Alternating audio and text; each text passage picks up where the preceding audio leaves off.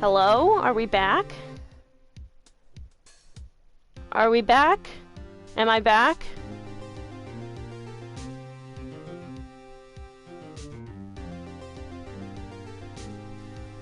Okay, we're back. We're back. Hello! Are you guys still here? We back? Yeah, no, I didn't end stream. It just, like, cut out. My PS4 said there was an error.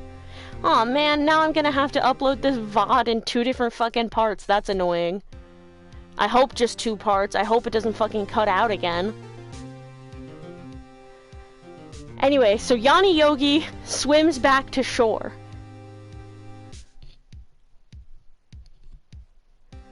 And so, it was supposed to go... Yanni Yogi swims back to shore, he puts Robert Hammond's coat back on Robert Hammond's body, and puts Robert Hammond's body just out in the lake to be found by somebody else. And so it was supposed to go like, Edgeworth gets convicted for the murder of Robert Hammond.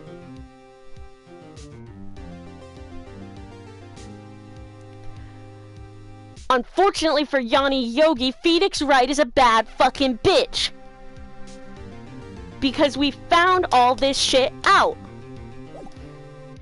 And not only that, in Yanni Yogi's little shack, there was a safe, okay? And Yanni Yogi said, I tell all of my important stuff to Polly.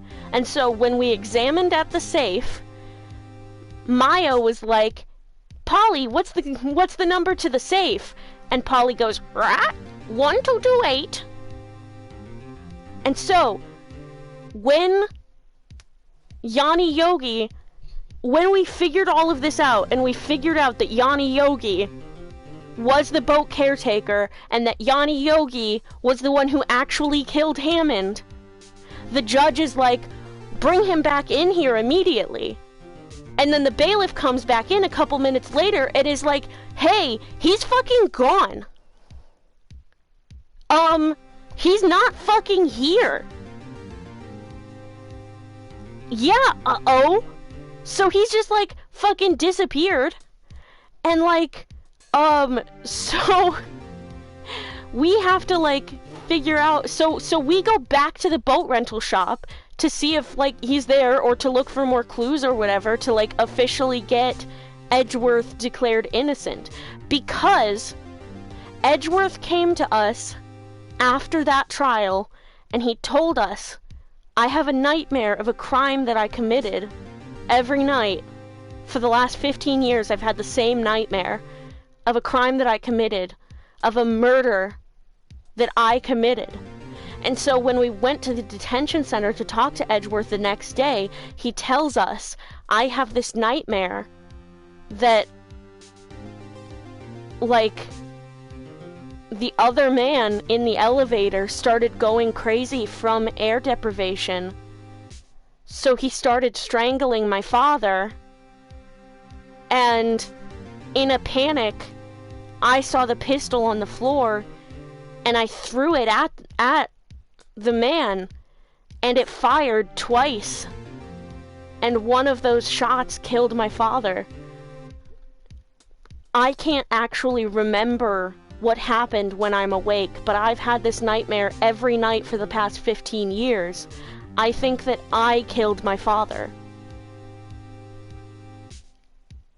And so we try to tell him, you know, Phoenix tries to be like, it's probably just a dream. But we go and we talk to Grossberg about the DL6 incident, and he's like, the mind is a funny thing, you know, like, repressed memories coming up in dreams happens more often than you think. It's very likely that this is what happened, and that Miles Edgeworth was the cause of his own father's death.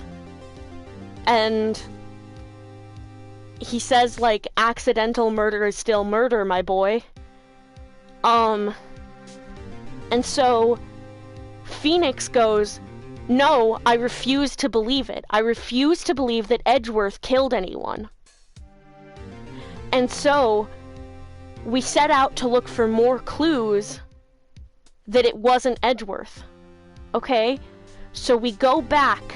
This is where it gets really fucking crazy. Are you ready for this?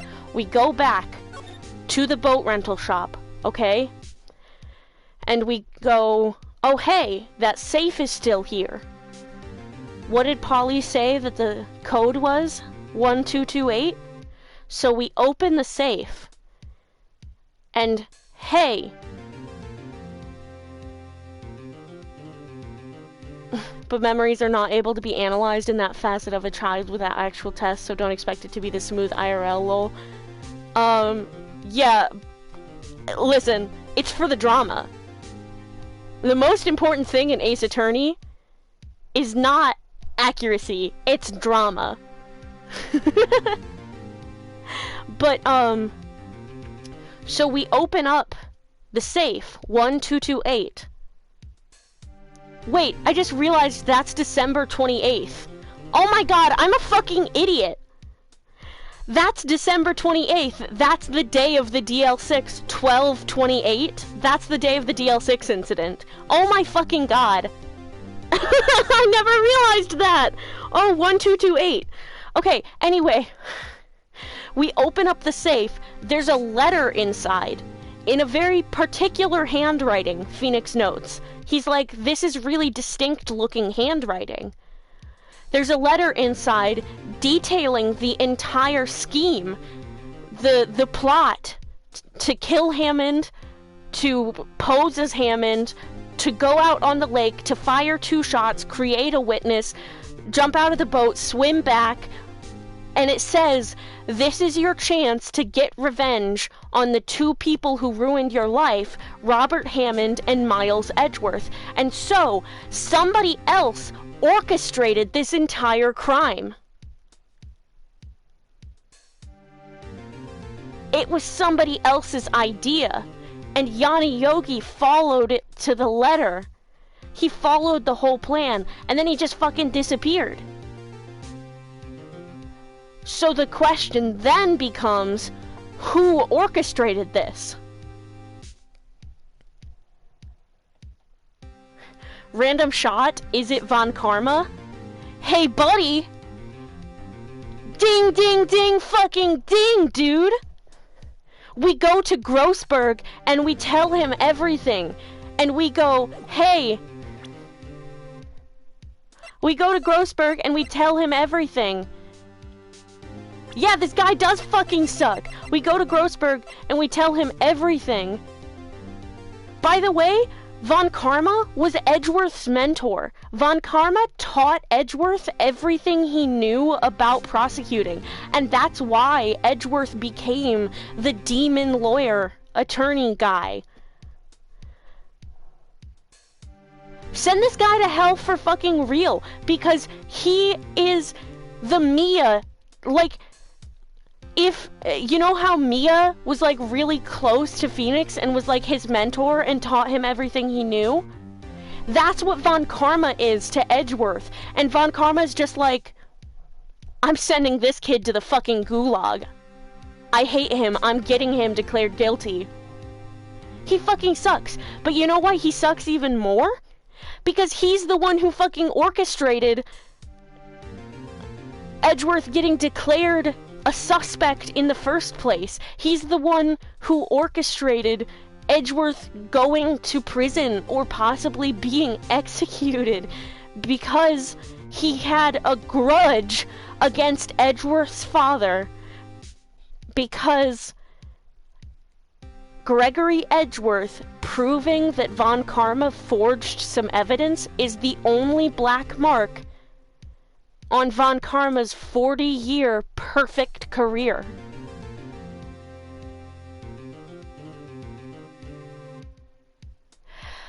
And so, we show the letter to Grossberg. We show the letter to Grossberg, and Grossberg is like, wait, I know that handwriting. That's Von Karma's handwriting. So then, we go back to the police department, to the criminal affairs department, and we're like, okay, let's look at the physical evidence that remains from the DL6 case, because we were just looking at the case file before when we went to the evidence room. Let's look at the actual physical evidence. And, we go in, and fucking the cops are like, hey, I don't know about you going in there, but, well, Von Karma's in there, so as long as Von Karma's in there, you can go in. And Phoenix and Maya are like, what the fuck do you mean Von Karma's in there? So they go into the evidence room, and, like, there's one drawer that seems kind of ajar. It's the fucking DL6 evidence case. And Von Karma is stealing shit from the evidence case. And we show him the letter, and we say, hey, motherfucker, we fucking got you. And he goes, oh, interesting. Have you ever heard of a taser? Here's 600,000 volts directly through your nervous system. And Maya jumps in front, and she goes, Phoenix, run! And Von Karma fucking shocks her first, but Phoenix is like, Maya? Are you, like, Maya? And so Von Karma fucking tases Phoenix. 600,000 volts. And both of them pass out. And Von Karma loots them both for any... Well, Von Karma loots Phoenix. He takes the letter, proving that Von Karma was the guy who orchestrated everything. And he takes any relevant DL6 case file evidence. Except for the fact that when Maya jumped on me and Phoenix and Maya with electrocution trauma together, for real, heart emoji. When Maya jumped in front of Phoenix to try to buy Phoenix time to run away, she ended up grabbing the bullet that was taken from Gregory Edgeworth's heart, which still bears clear ballistic markings. So that's where we are on the DL6 thing. Today is the last day of the statute of limitations for DL6. It's December 28th, 2016. After today, legally, the DL6 case never existed, and nobody can ever be declared guilty for it.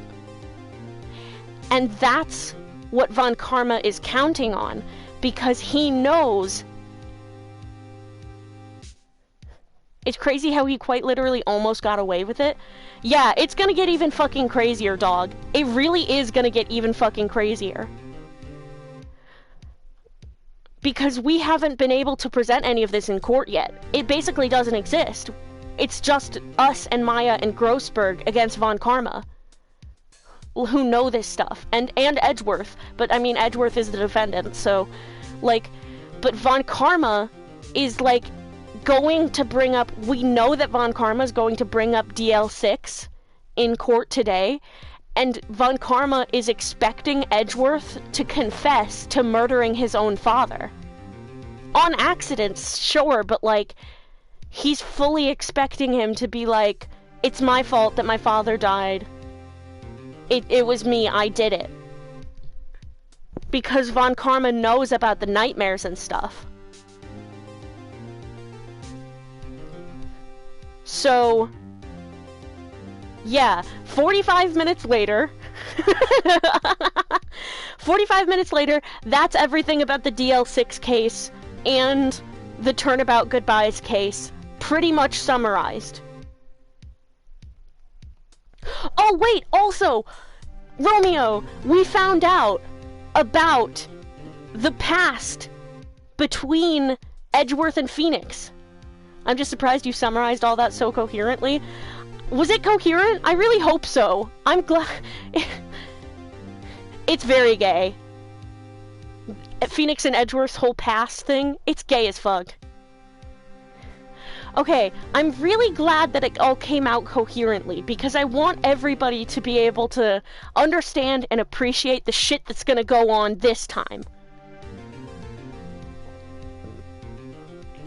Basically, what happened in Phoenix and Edgeworth's past is that, when they were in the 3rd grade, somebody in their class had their lunch money disappear during PE. Phoenix was sick with a cold, and so he didn't do PE that day. Larry was home for the day, I think. Yeah, Larry was home for the day when the envelope with the money in it disappeared. So basically what happened was everybody in class thought that Phoenix did it. And Phoenix didn't do it. He absolutely didn't. And the whole class this whole class of 9-year-olds went, "We should have a class trial." And so the teacher decided the next day, okay, we're gonna have this class trial. And everybody in the class was fully against Phoenix. They were just like, "You're such a meanie, like, you did it, just give the money back, say you're sorry, we shouldn't play with him anymore." All of that. And then, and so Phoenix was so upset that he just couldn't stop crying. He couldn't even defend himself because he felt so alone in the world. And then this voice speaks up and is like, "Hey, none of you have any evidence he did it." And the teacher is like, "But Miles, it was your lunch money that was stolen." And Miles goes, "It doesn't matter. The only thing that matters in a court of law is evidence. And none of you have any evidence that he did it." Like, the teacher tells Phoenix to go apologize to the boy whose money got stolen. And Miles goes, "Absolutely not. The only thing that matters is evidence. And none of you have evidence he did it. So you shouldn't have to apologize to me." Because, like, he defends him, and he's like, "My father is a great defense attorney. And I'm going to be just like him one day. I'm going to be a great defense attorney too one day." So then something changed, obviously. Like, also Larry spoke up for him. He was like, "All of you guys are piling on him. If he says he didn't do it, then he didn't do it." And so the three of them become, like, kind of besties for the rest of 3rd grade. But then Edgeworth suddenly transfers away. Because then the DL6 incident happened. And he moved. And so when Phoenix saw the reports of a demon lawyer named Miles Edgeworth, who might have been forging evidence and, like, fixing testimonies and all of that stuff, when he saw that, he was like, "That's not the Edgeworth that I knew. Something's wrong." And, like, he tried to contact Edgeworth in a normal way. You know, he tried every which way to contact Edgeworth like a regular person, but he just couldn't let it go, and Edgeworth never, like, got back to him. He just, like, blocked all of his calls and everything. So Phoenix decided to become a defense attorney, because he knew that if he was a defense attorney, eventually Edgeworth would have to face him.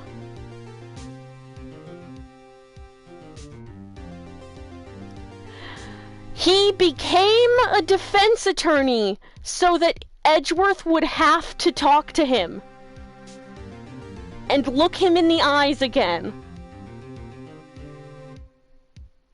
He became a defense attorney because he knew this wasn't the real Edgeworth.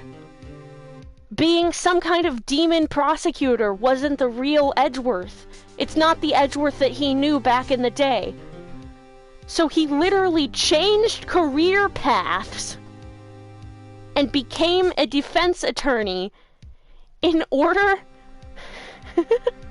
in order to make his friend from 3rd grade look him in the eyes again and to figure out what went wrong, because he knew that something had to be wrong in order for Miles to be acting that way. He was like, I need to find out what's wrong and maybe fix it. He dedicated the path he took in his life. Like, he went to law school. He's, like, he literally, like, it's, yeah, this Rightworth shit is starting to make sense, isn't it? It's fucking crazy! And then it's like, okay, your case is fucking hopeless. The only ever person in Miles' life that could understand the pain that he must have had at this time was Phoenix. Yes, because Edgeworth's case at the beginning of this trial seemed so decisive and so open and shut, and everybody was so convinced that Edgeworth did it. And Phoenix is the only one who truly understands what it's like to be so alone in the world like that, who understands, like, that he needs someone on his side no matter what. And so he decides, I'm going to be your defense attorney no matter what. Even though you said no, even though you're trying to tell me don't do it, I don't want you doing this, I'm going to defend you. I'm going to be there for you. I'm going to be the one who makes it so you go free. I'm going to believe you no matter what. I'm on your side. The kind of dedication and devotion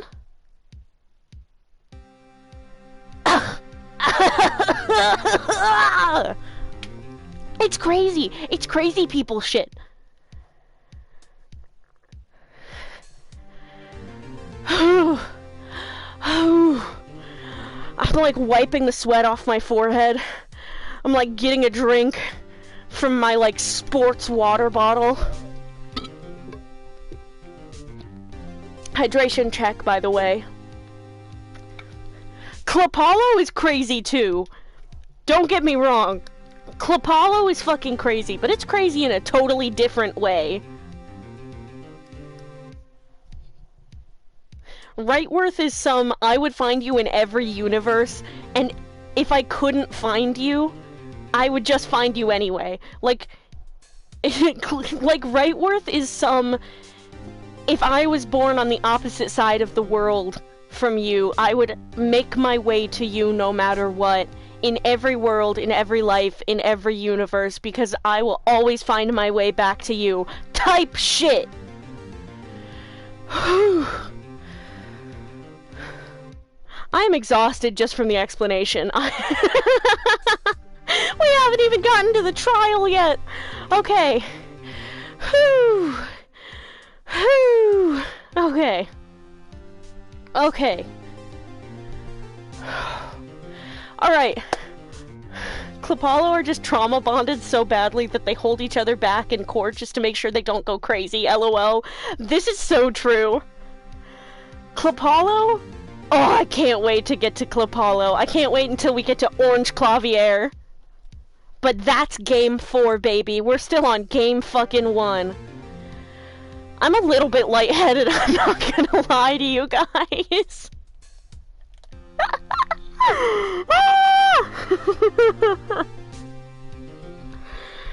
Okay. No, I'm good. I can keep going. I've spent almost an hour. I've spent almost an hour so far just explaining how crazy this case is. Genuinely, I'm gonna take a little hydration break. Make sure you guys drink something.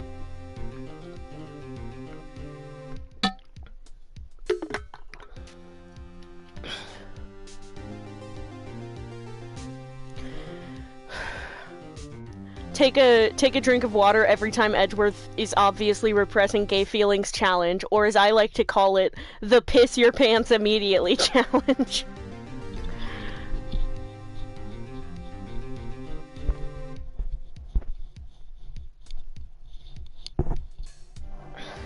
Okay. Okay. Hi, what were their names again? Gonald and Ponald? Okay, hi Gonald and Ponald. Hi, hi. Woo!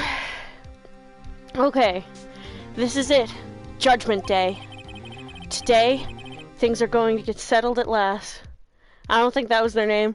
It was something like that. Welcome back to the stream. A lot of things. What's the big idea? Sorry, Nick. I only touched your shoulder. I guess the shock hasn't worn off from my run-in with the stun gun yesterday. Anyhow, today's the last day of the trial. Good luck, Nick. Yeah, thanks, Maya. Edgeworth is looking glum as always. Oh yeah, is she like, okay? Yeah. Oh, also, Maya is like low-key suicidal, I think. When she woke up from being stunned into unconsciousness, she was like, I couldn't stop him from getting the stuff from you. I'm a bad defense assistant, and I'm a bad spirit medium. I just wish I hadn't woken up at all. Maya! Maya, baby! Darling! Honey!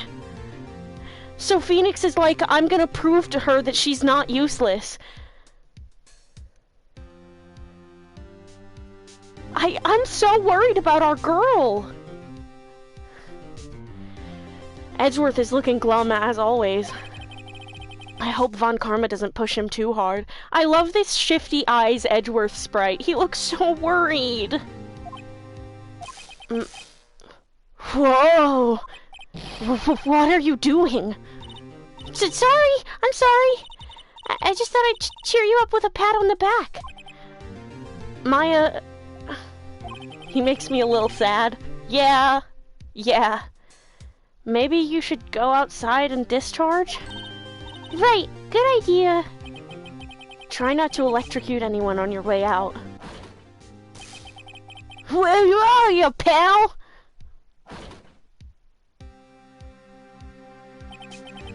What's gotten into that girl? Detective Gumshoe. Morning, Mr. Edgeworth. Good morning. How did it go, Detective? Have no fear. As promised, I've captured our runaway caretaker. I just brought him in. Took all night, pal. I am so tired. Thanks, Detective Gumshoe. You must be tired. Yeah, I just said that, pal. Actually, though, after that shock I got on the way in, I feel pretty good. Yogi says he's forgotten his own name, but that has to be a lie. Why would he want revenge on Edgeworth if he couldn't remember his past? He does remember, and I'm going to prove it. Take some deep breaths, guys. It's December 28th, 10 a.m., District Court, courtroom number 3. No talking about heated rivalry right now. It's time to lock in. Court is now in session for the trial of Miles Edgeworth. The defense is mostly ready, Your Honor. Why do I feel so lightheaded? I'm like... I'm gonna take some genuine deep breaths.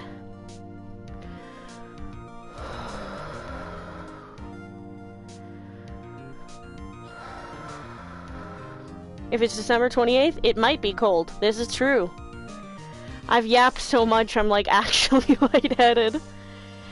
The defense is ready though, Your Honor. I've taken some deep breaths, I've drank some water, we're good. The prosecution is ready. Yeah. Right, very well. He's actually following protocol somewhat. This is crazy, he must be shaken as fuck. We have reached the final day of our proceedings in this trial. I ask that the prosecution submit decisive evidence. Understood. Come on, don't be awed into silence by every little thing he says. Very well, Mr. Von Karma, your opening statement.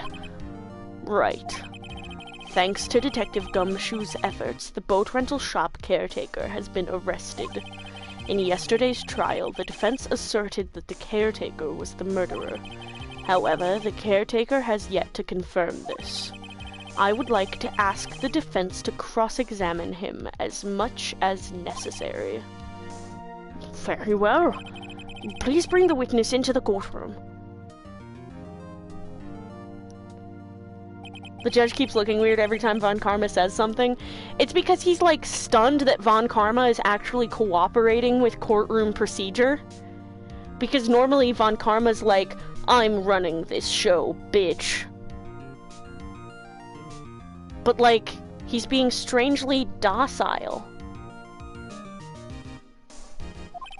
Ladies and gentlemen of the court, I believe you all remember our witness. He lives in the boat rental shop on the lake, from where he witnessed the incident.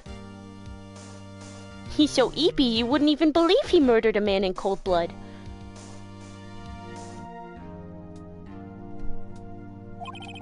In addition, he has currently lost memory of his name and identity. Witness! Why did you run away yesterday? The witness was not running away, as he will now testify. I see. Very well. Please begin your testimony. I'm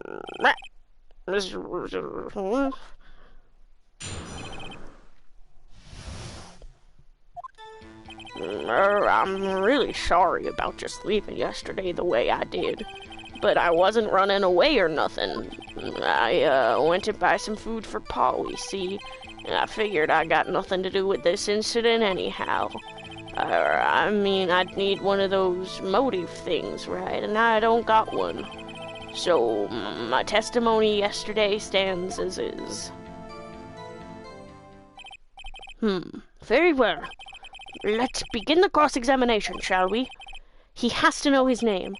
Yanni Yogi. You're Yanni Yogi, and I'm going to prove it.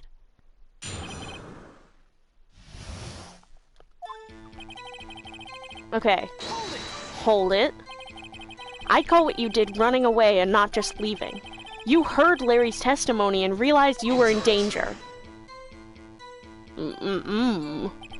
Now, Mr. Wright, there's no need to rush to conclusions.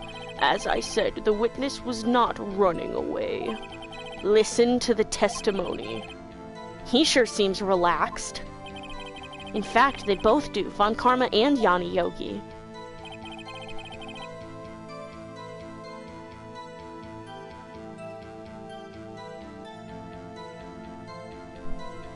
He's Yogi because the game's people list says he is case closed. What do you mean?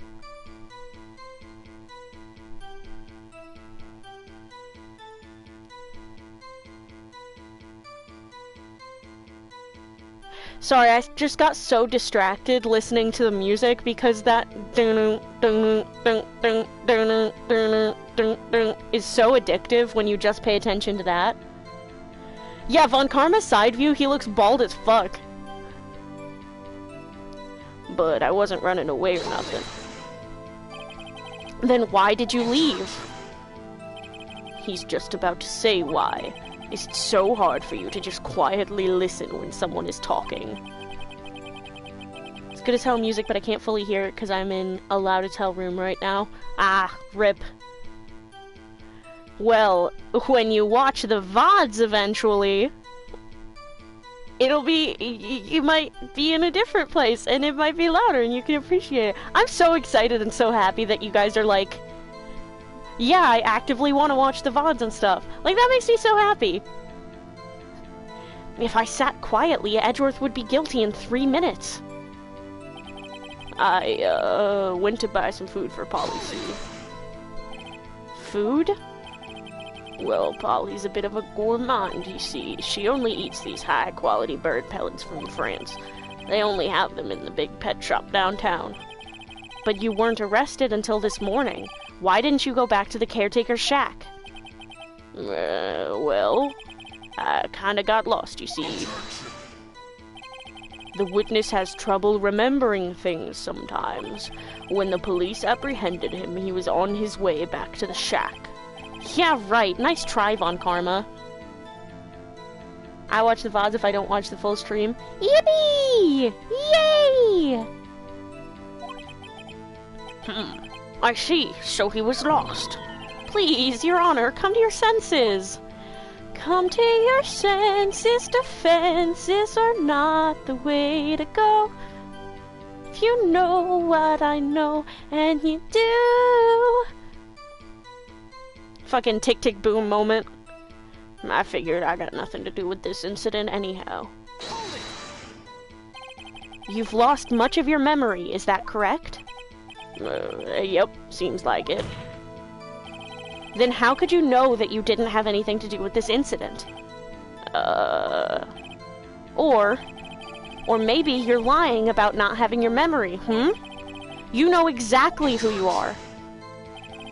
The witness has testified quite clearly that he has no memory of who he is. If you claim he's lying, then show the court proof. How am I supposed to prove what's going on in that old codger's head? That's impossible. I'm glad you've come to your senses, Mr. Wright. Very well, witness, please continue. I mean, I need one of those motive things, right? And I don't got one. How can you say you had no motive? I say you do. You had a grudge against Edgeworth and the victim, Robert Hammond. That's why you took revenge on them, right? Please don't make me repeat myself, Mr. Wright. This witness has no memory of anything beyond several years ago. He can't hold a grudge. It's impossible. I wonder what hair stuff Phoenix uses. That's some spiky hair on the back. Yeah, for real. You know what it is? Fucking got to be glue. I bet. I betcha it's got to be glued. I use that shit for my cosplay wigs. It does not move. I used it on my own hair when I cosplayed Future Trunks. Because I didn't have time to make a wig. So I just dyed my hair the right purple and I got a haircut and I specifically showed the hairdresser a picture of Future Trunks and I said, just give me this. I don't have time to make a wig, just give me this. And I used, I used Got to Be Glued on my hair just to keep the part in the middle nice and straight. That shit didn't move all day. All day. Full convention day. Not a crack in that hairline. Feeling Phoenix's hair and it's just rock solid. For real. Phoenix can't have anything other than Spike. If his hair is, like, soft, it's like a sensory ick for him. He's like, I don't think I'm that autistic. And then it's like, if any of his hair actually touches the skin on his ears or neck, he's like,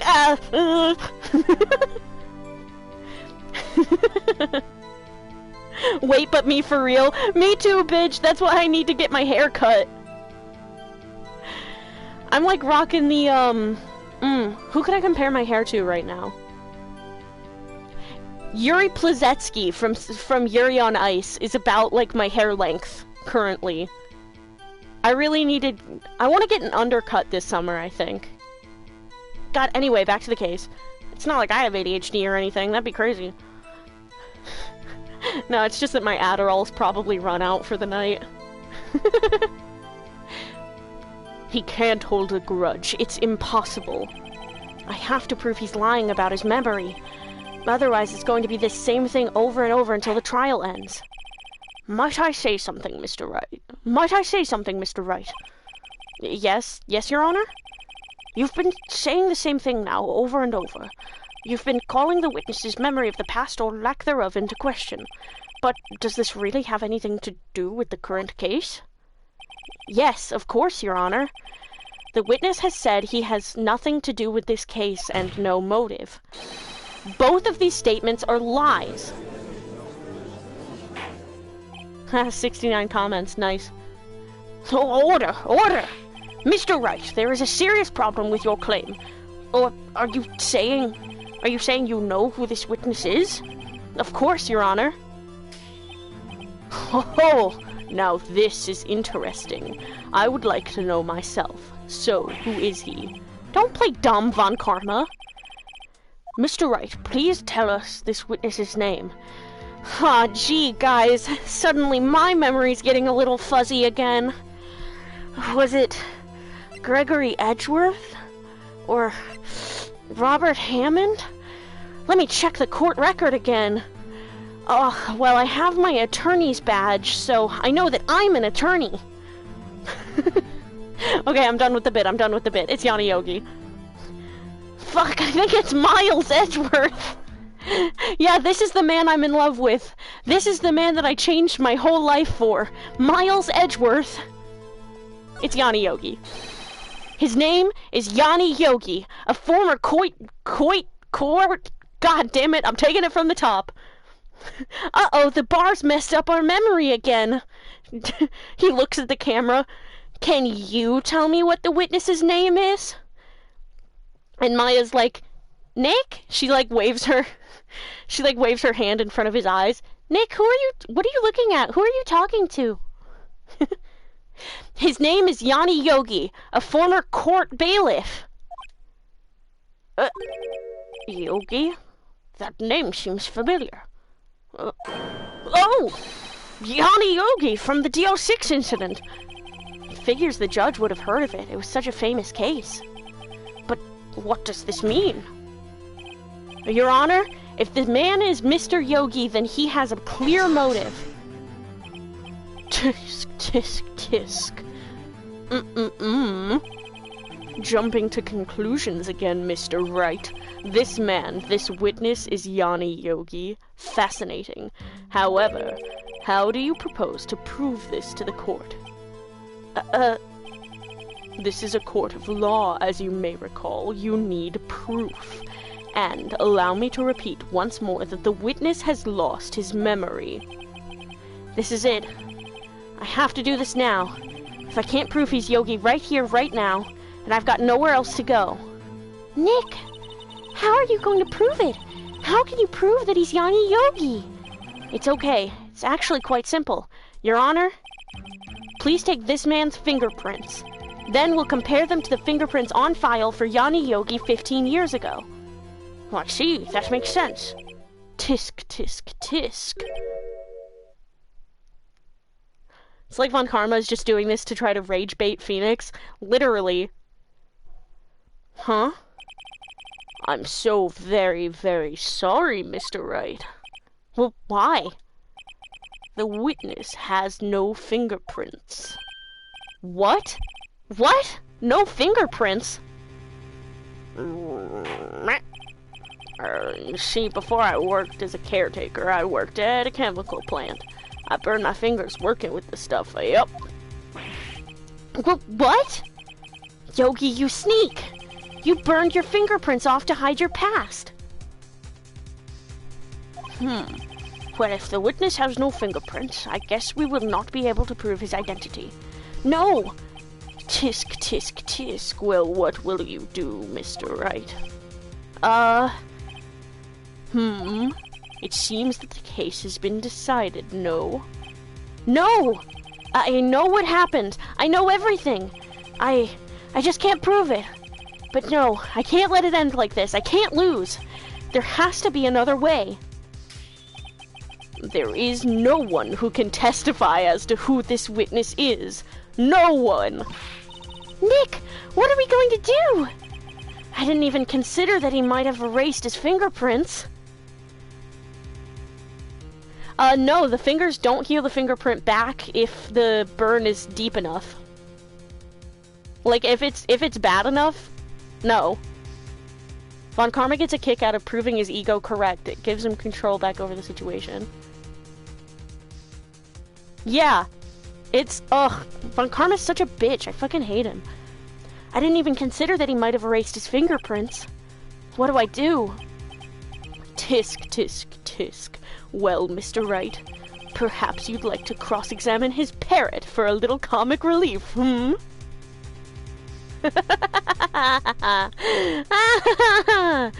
I wonder what's gonna happen next, guys. I wonder what we're gonna do here.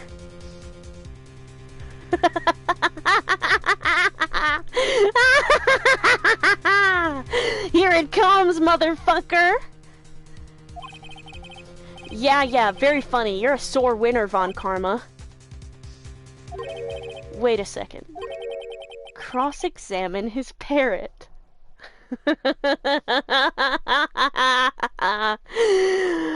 Cross-examine his parrot, you say? What is it, Nick? Phoenix Wright, the craziest bitch alive to do it. Yes, for real. No, you're not going to... Your Honor? The defense would like to take Mr. Von Karma up on his proposal. Take Mr. Von Karma up on my proposal? I didn't propose to you. I've never married anyone. No one's ever been good enough. God, no, bitch, you're so ugly. I wouldn't say... God, no. Anyway, exactly, Your Honor. I would like to cross-examine the witness's pet parrot. Here we fucking go, folks. Order. Well, what do you think, Mr. Von Karma? Need you even ask? This is a farce. I object. Objection! Wait a second. You were the one who suggested I cross-examine the parrot, Von Karma. I have a right to do as you suggested. Oh, Phoenix Wright, the brattiest bitch to ever brat. Brat Summer was about Phoenix Wright, to me.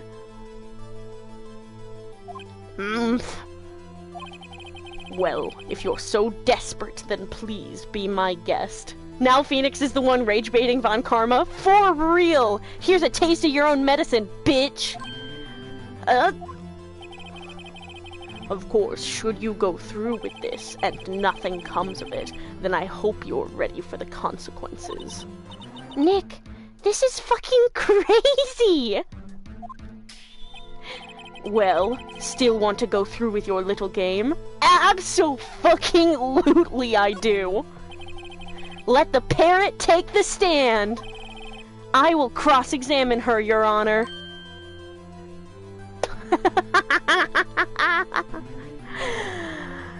Best games to ever do it. Oh, hold on.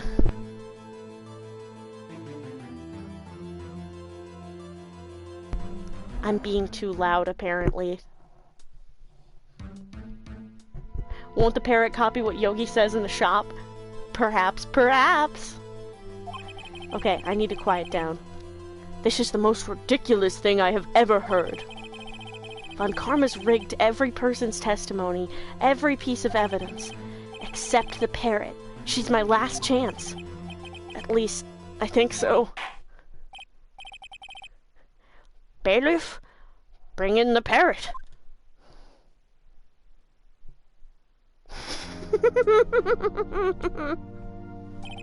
Quack?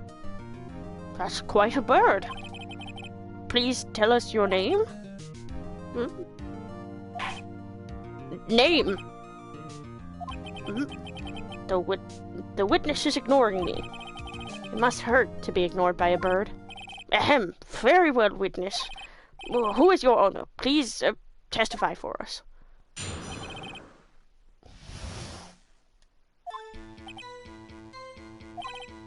Hello. What?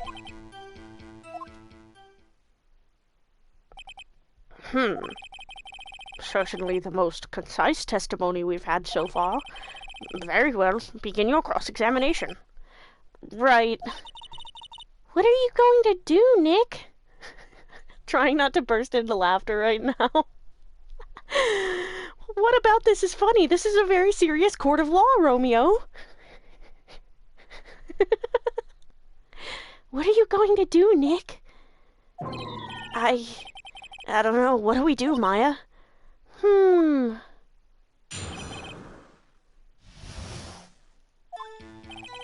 Hello, Swamp? Witness, you can't just say hello and expect us to get anywhere, Phoenix. I want you to testify. Maya, you talk to her. Right. What do I say? What's your name? Maybe I should get her to say her name? Polly, what's your name? Polly, right? You wing it, Faye. That's what, is what Phoenix would like to say. For real. Mr. Wright, I think we've established that this parrot is named Polly. Does this have anything to do with her owner's identity? Of course, actually. Yes, it does. Ha! Fascinating. You claim that the parrot's name will prove her owner's identity. Then show us this proof. Nick, don't you think you're taking the bluffing a little too far? Listen, we're not here to answer the question of who is the caretaker. We're here to prove that he is Yanni Yogi. All we have to do is tie the name Polly to Yogi.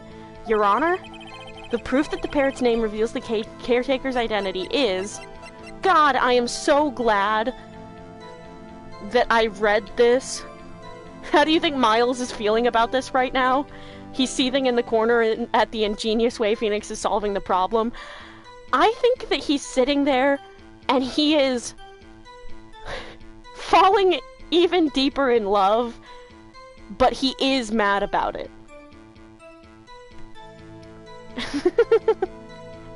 He's sitting there and he's like, this is incredible. This is an absolute mockery of everything I was ever taught. He's making Von Karma so angry. This is ridiculous. This is amazing. Phoenix Wright, you incredible, ridiculous man. I can't believe I am utterly fucking in love with you. How gone do I have to be to find this, in some way, attractive? Heaven help me. Love wins. Miles is like, I think love is losing today. Okay. I'm so glad that I read this for you, by the way. After his arrest, fiancée Polly Jenkins committed suicide. I am so fucking glad that I read this while trying to explain DL6 to Romeo. Whew! Take that. It's a DL6 case file. Objection. That's quite a large file you have there.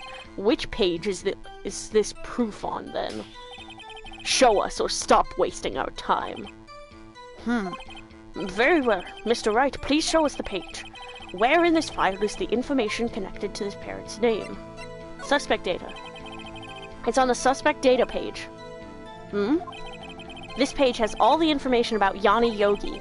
Right after he was arrested, his fiancée committed suicide, see?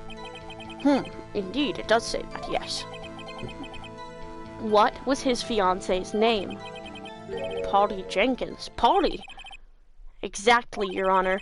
He wanted to remember the name of his fiancée who had committed suicide.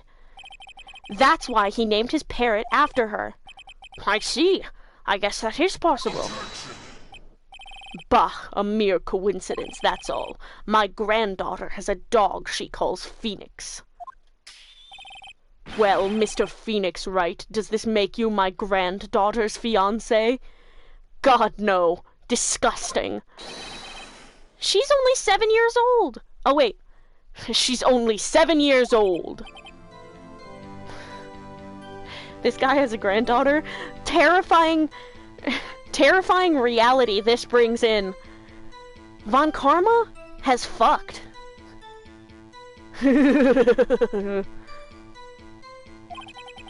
Indeed, alone it is a little weak for evidence in a murder trial. We would need some other corroborating evidence. Where am I going to find that? Nick, we're getting closer. One more. If we can just get one more piece of evidence. Right, but what? Very well, witness, you may continue.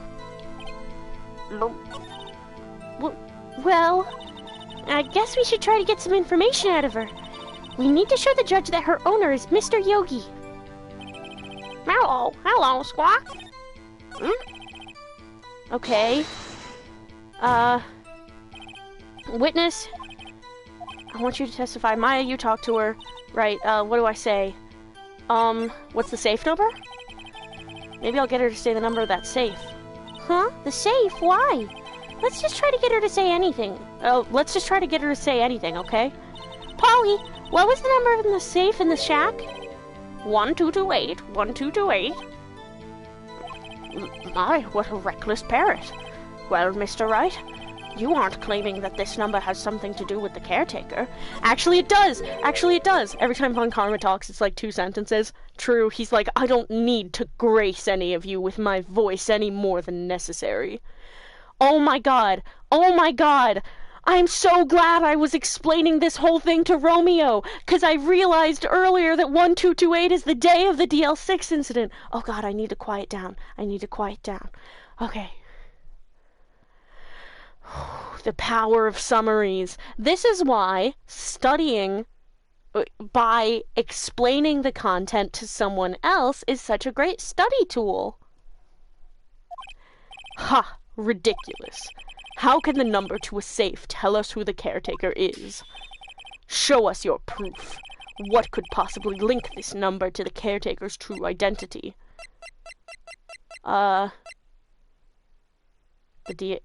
The DL6 incident. Let me just double check. Case summary. Okay.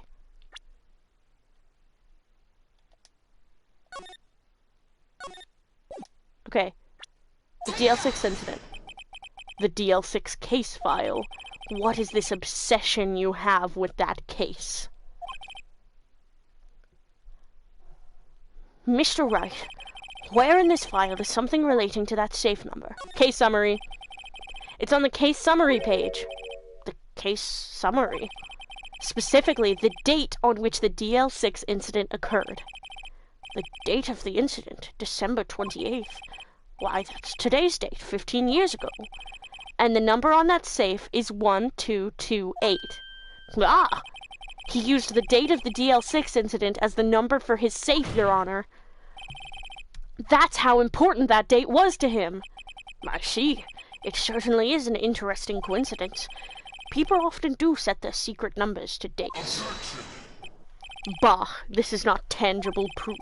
I set my ATM card's number to 0001 because I'm number 1. I hate when Von Karma's kind of cunty. I don't want to like anything he says or does, but this kind of eats. Maya's over there like, ooh, so I know your ATM card number now. Interesting, interesting. Maya, this is the one time that I will tell you that if it's free, you can just take it. It's free if you can just take it. You can just take it. It's free. Jury guy, hey, he's right. Also, Nova, I did make you a mod, by the way.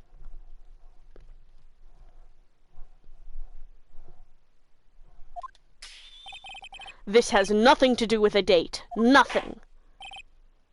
That's enough. I think we've reached a conclusion here. This is a mere coincidence, that's all. True, that is a possibility.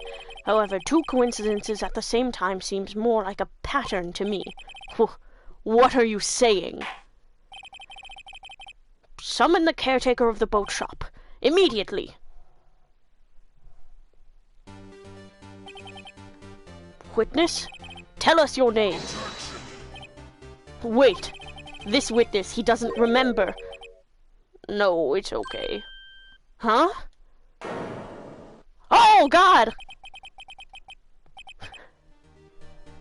What the fuck? I've accomplished what I wanted to do. I'm done. Nick, he looks totally different! This is the real Yogi, I think.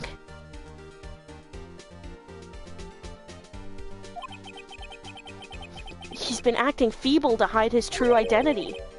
Acting for 15 years. Well, let me ask you again. Please state your name for the court.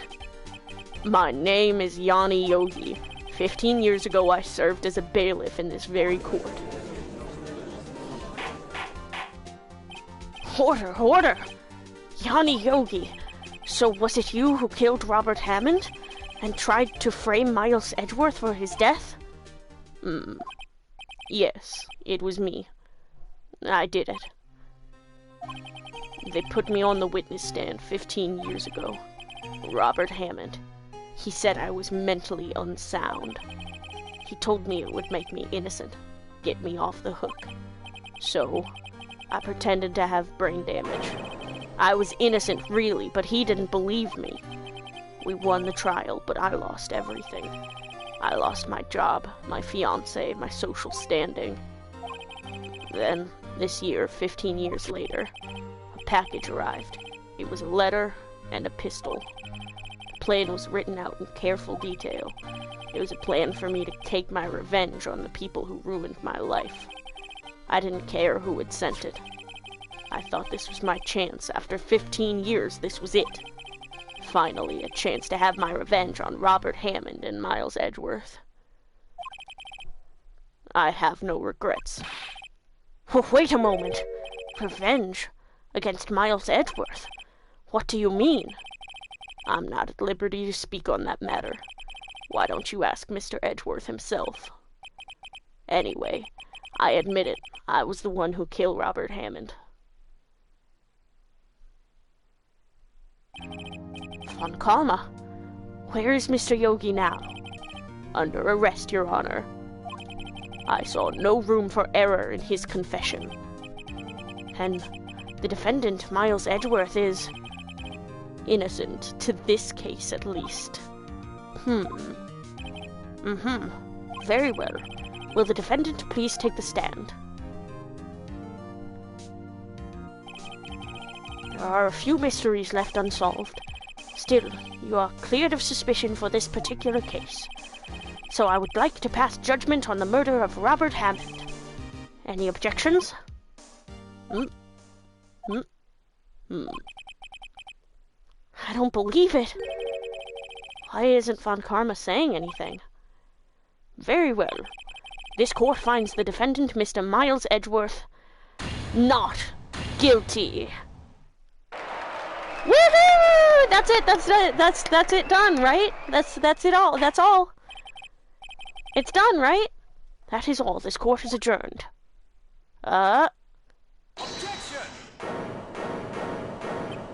Did someone just say objection? It wasn't Von Karma, but Von Karma's smiling. Wait, but that means... No. Edgeworth? Your Honor, I object to your judgment. What do you mean? I'm not innocent at all. As we have heard, Yanni Yogi killed Robert Hammond in revenge. But revenge for what? Nick! Edgeworth is trying to confess. He's going to say he's guilty. He's going to tell them he was the murderer in the TL6 incident. He's going to tell them he killed his own dad. Uh-oh, what do I do? Raise an objection. That the judgment has already been passed. I object to Edgeworth's outburst. Didn't something like this happen yesterday, too? I believe a certain witness raised an objection after a guilty verdict was passed. That would be Larry. We must hear this new statement. We must hear Miles Edgeworth. He's right. We have a duty to hear Mr. Edgeworth out. Fuck!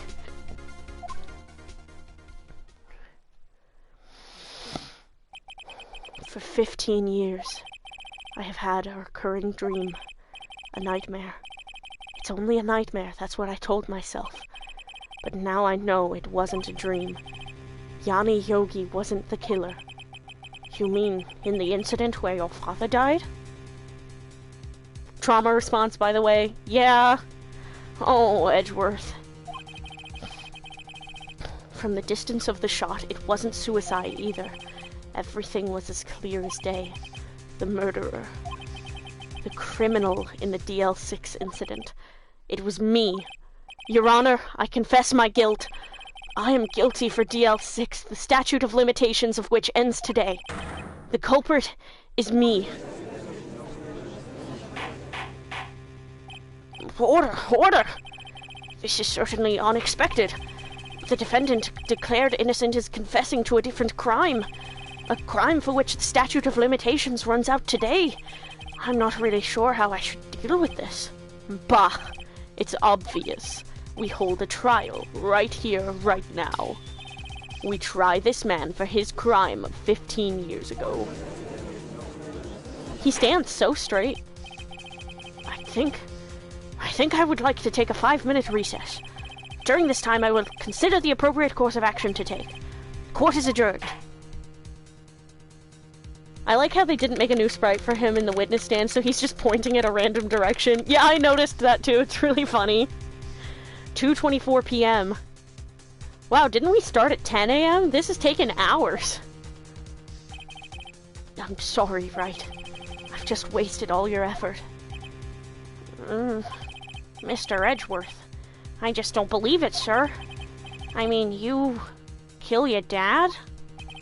I didn't want to believe it myself, detective, but it's the truth. I deserve to be punished. Oh!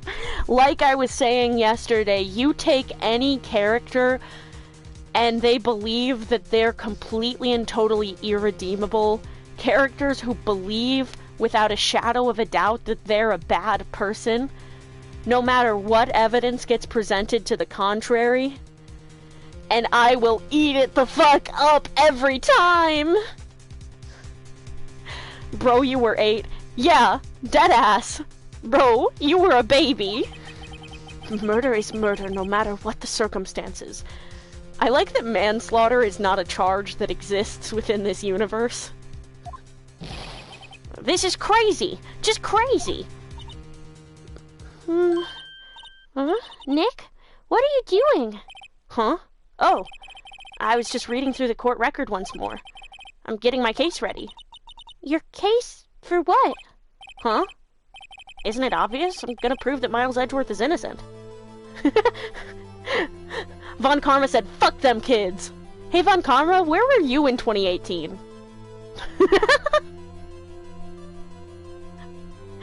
How much money do you have? What planes have you taken?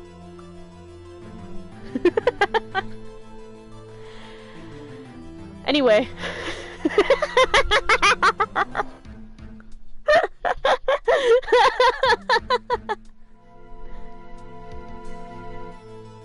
By the way, I genuinely forgot, why does Maya call him Nick? Oh, it's a thing off of Phoenix. Nick. Larry calls him Nick, so Maya picked up on that and went, I'm gonna call you Nick too! 'Cause I want a little nickname for you! To prove how close we are, as best friends! Anyway. Isn't it obvious? I'm going to prove that Miles Edgeworth is innocent. Huh? Well, what are you talking about, pal? He just admitted to it. He confessed that he did it. In court.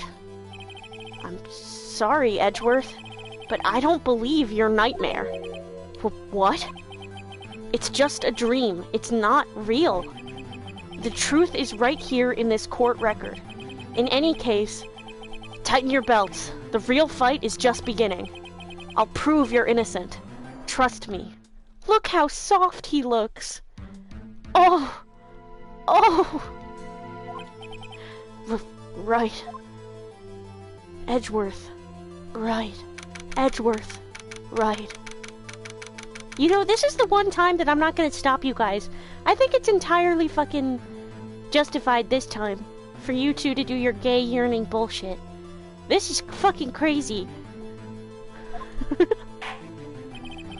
Now then, I would like to resume our trial.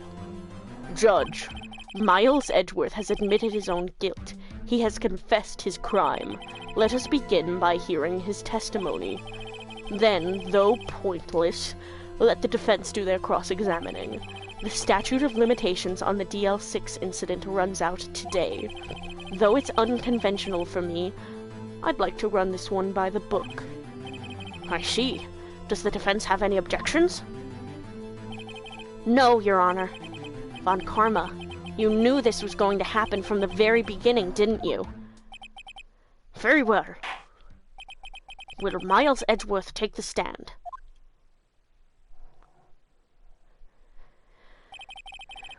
Will the witness state his name and profession?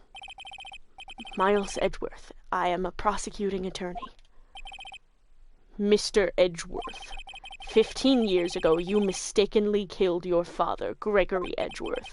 Is this correct? It is correct. Then testify about this matter to the court. When Edgeworth was telling me about his dream yesterday, I noticed something. One detail didn't quite fit. That will be the key, but only if I can get it to work. Please, please.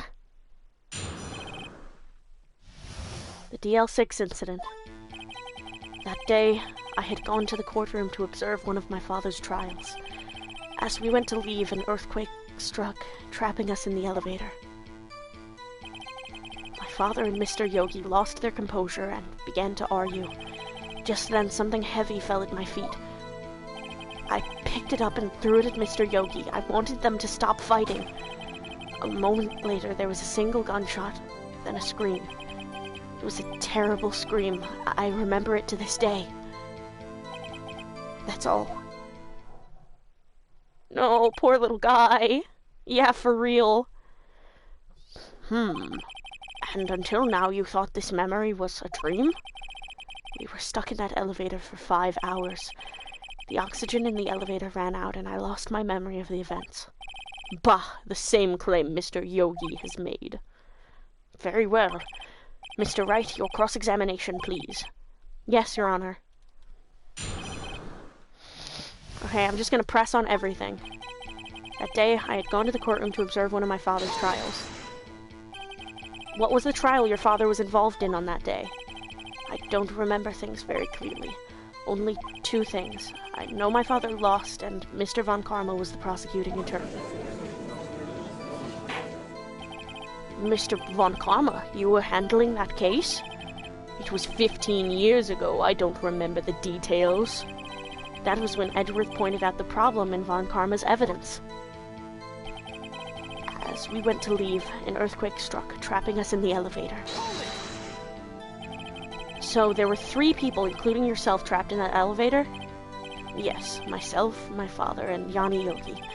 We were fine at first, but then as time passed and no one came to help, my father and Mr. Yogi lost their composure and began to argue. What did you do then? I was a 9-year-old boy at the time. What could I do? I was scared, trembling in the corner. But then... just then, something heavy fell at my feet. What was it? A pistol. I assume it was the bailiff Yanni Yogi's. The safety must have come off when it fell from his holster. And you picked it up. What happened next? I picked it up and threw it at Mr. Yogi. I wanted them to stop fighting. Did you know it was a pistol when you threw it? I think I knew. I knew it was dangerous, but the air was getting so thick, I panicked. So you're saying that you threw the pistol at Mr. Yogi? I was in a daze. A moment later, there was a single gunshot, then a scream. Hold it. The gun fired once? Yes. I think after I threw it, I lost consciousness. Since then, they've echoed in my head every day. That gunshot and that horrible scream. The scream? It was a terrible scream. I remember it to this day. To this day? Yes, I can practically hear it now. I doubt I will ever forget that scream as long as I live. There it is. One part of that testimony clearly contradicts the evidence, but I don't know what it means. I'd better find out, and quick. Oh God, what is it? What's the thing? Let me... Is it the single gunshot? Something heavy fell at my feet. I picked it up and threw it at Mr. Yogi. A moment later, there was a single gunshot. Okay.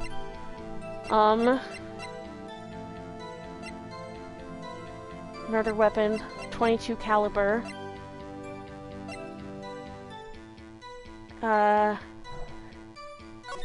Yeah, weren't there 2 bullet holes? I don't think he was standing. Was he? Do I present this? Oh god. Objection! Oh, the music changed! The music changed. Whew, okay. Calm down. You have a heart condition. Calm down. Whew, okay. So there was only one gunshot. Yes, I'm sure of that. I heard the shot and the scream. Then everything faded. I was unconscious until the rescuers came. Stay strong, Monarch. Thank you. I see. No, Your Honor, unfortunately you don't. Take a look at this. This is a photograph of the scene of the crime 15 years ago, and in it lies a clear contradiction to Mr. Edgeworth's testimony. Well, I can see the victim, Gregory Edgeworth, lying there, but what do you mean a contradiction? Just as I thought, the judge is clueless, as always. We shall persevere. Show the judge the contradiction in the photo. Okay, here goes. As should be obvious, the contradiction is here. I see a bullet hole in the door. Your Honor, Miles Edgeworth testifies that there was only one gunshot. However, according to this photograph, not one but two shots were fired. One shot hit the victim, the other hit the elevator door. I ask you then, why did Miles Edgeworth only hear one gunshot? This photograph does not seem to confirm a second shot. However, when was the hole in the elevator made? It might have been there before the incident occurred. If it was there before, it has nothing to do with this incident. Mr. Wright, do you have proof that this bullet hole was caused at the time of the incident? I'm totally not looking at the walkthrough. I'm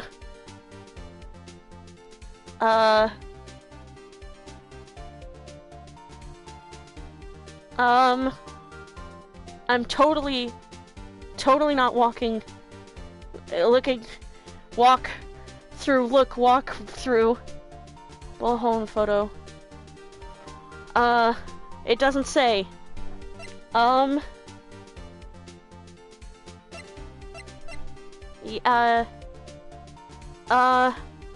No? Yes? Yes? Your Honor, I think I will be able to show you proof. What? Impossible. Now, Mr. Von Comma, save your surprise for after you've seen the evidence. Fuck. I don't think I have... Do I have anything? Just bullshit for the love of the game?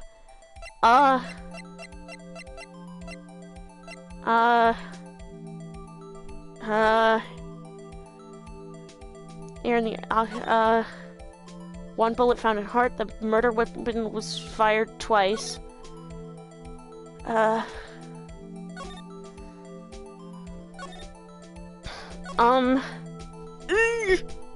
don't think I have evidence that it... Shit.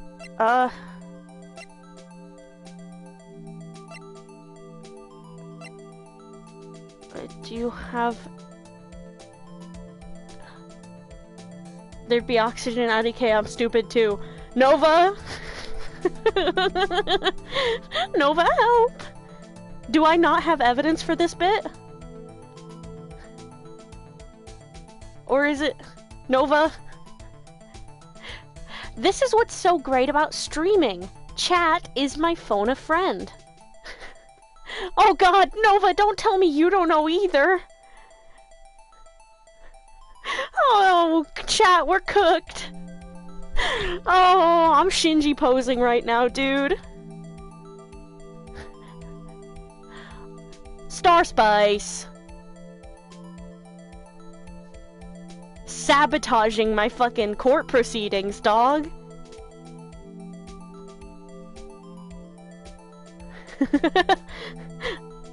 Edgeworth's just like, Phoenix, we are fucked. I mean, fucked is how I'm trying to be later, if you know what I mean. Right, Edgeworth, right? Huh? What? Shit, that was way too forward. Forget I said that.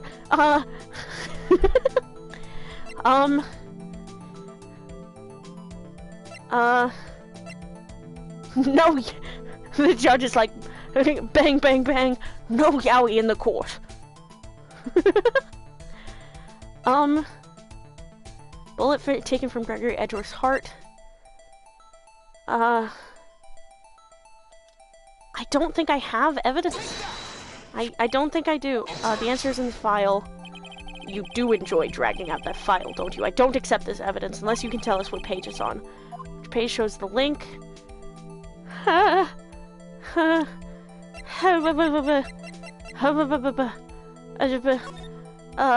Air in the elevator was oxygen depleted at the time of the incident.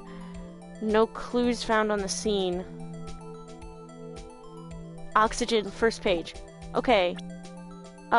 Yeah, case summary. That's what I was leaning towards. Okay, Mr. Wright, please think how we feel having to look at this evidence time and time again. Every time you show us ridiculous evidence, I feel, well, mocked. I mean, I really don't mean any harm by it, Your Honor. Not meaning any harm and not doing any harm are two different things, Mr. Wright. Try again, Mr. Wright. Oh, God. What do you have that proves the bullet hole in the door was related to this incident?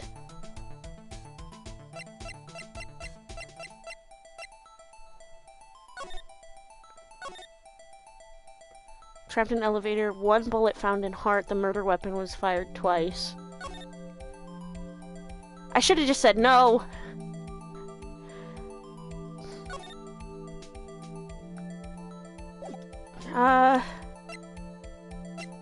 It's not like I have a picture of the elevator before it happened.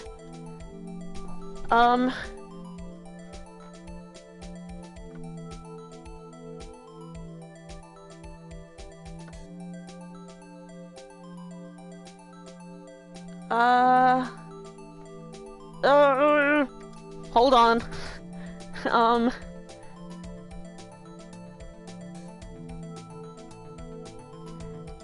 Let me check a different walkthrough and see if it says. Please, computer, load. It's a case of life or death. My stream, my retention, it's dying.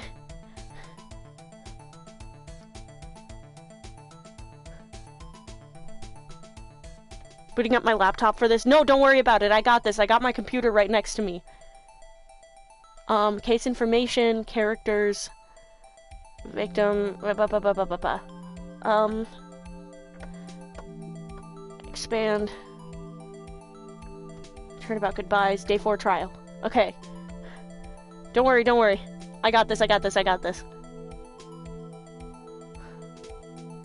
Recess.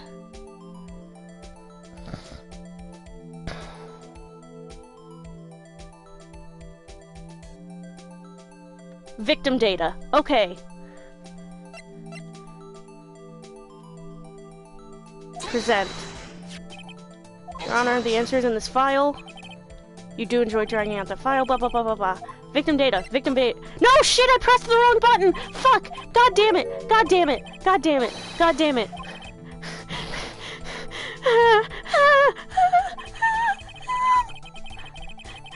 I'm whimpering like a dog. Okay, okay, okay. Okay. Victim data. Look at the victim data in this file. It says it quite plainly. The murder weapon was fired twice. Oh, fucking duh. Miles Edgeworth only heard one gunshot. Yet the murder weapon was fired twice. Fucking duh. Oh my god.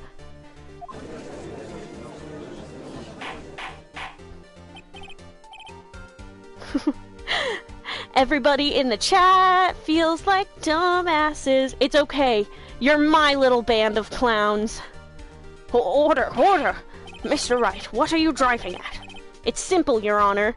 I always think that this sprite looks so goofy. We tried so hard to make it way more complicated than it was. For real.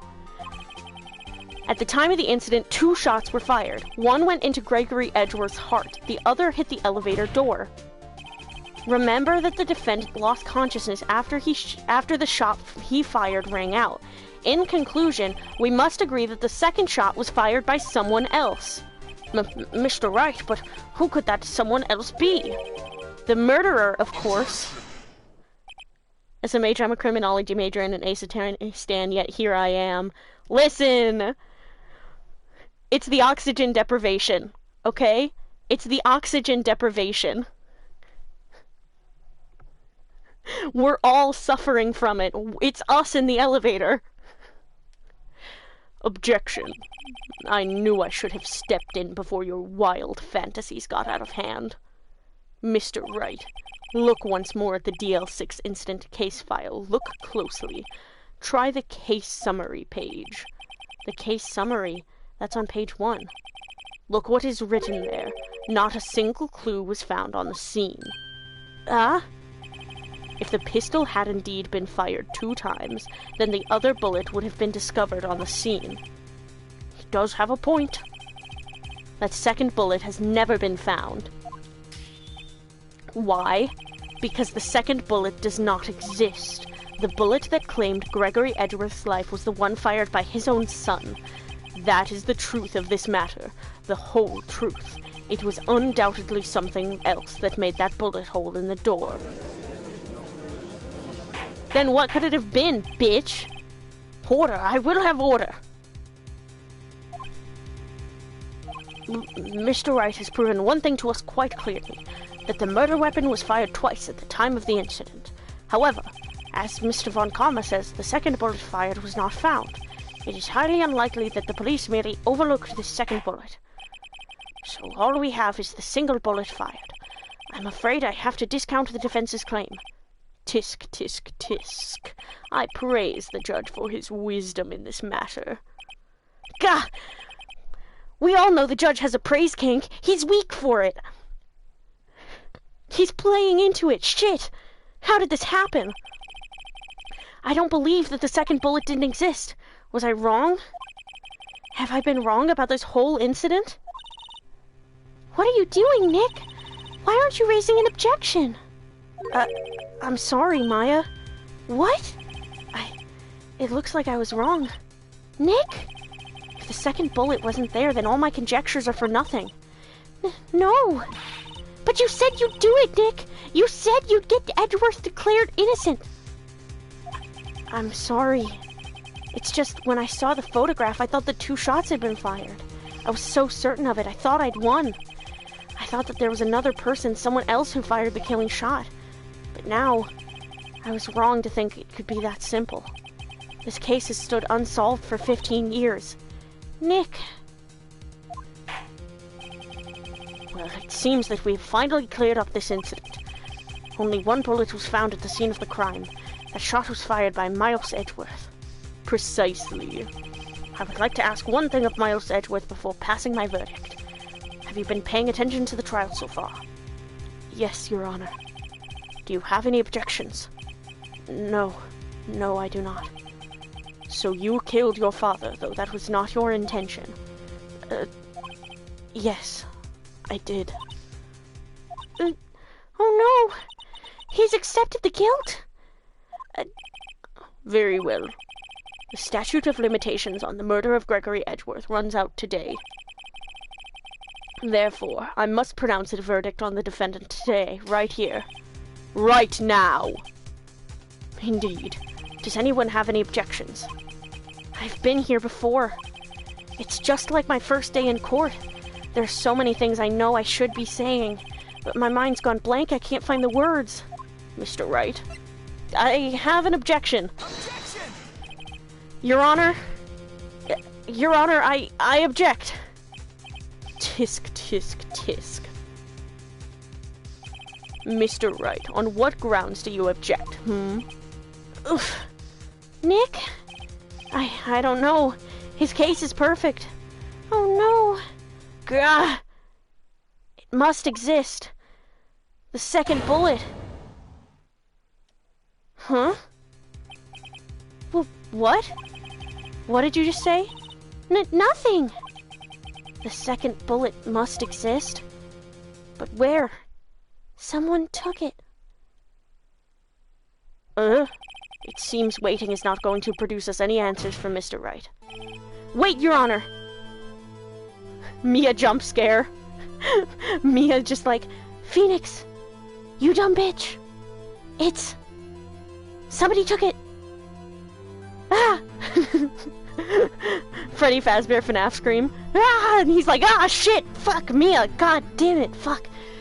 Okay. Okay. Somebody took it! Oh, God, I just pissed myself a little bit, I think. Ha ha ha ha ha! Mia's laughing at me from beyond the grave, Maya. That's pretty funny, Nick. Oh, you guys are so mean to me. I totally didn't just piss myself. But anyway, the second bullet, it, existed. What? But we've just heard proof that it did not exist. I realize that, Your Honor. I'm really grasping here. It's just someone took it from the scene of the crime. That's what happened. But who? The murderer. The murderer?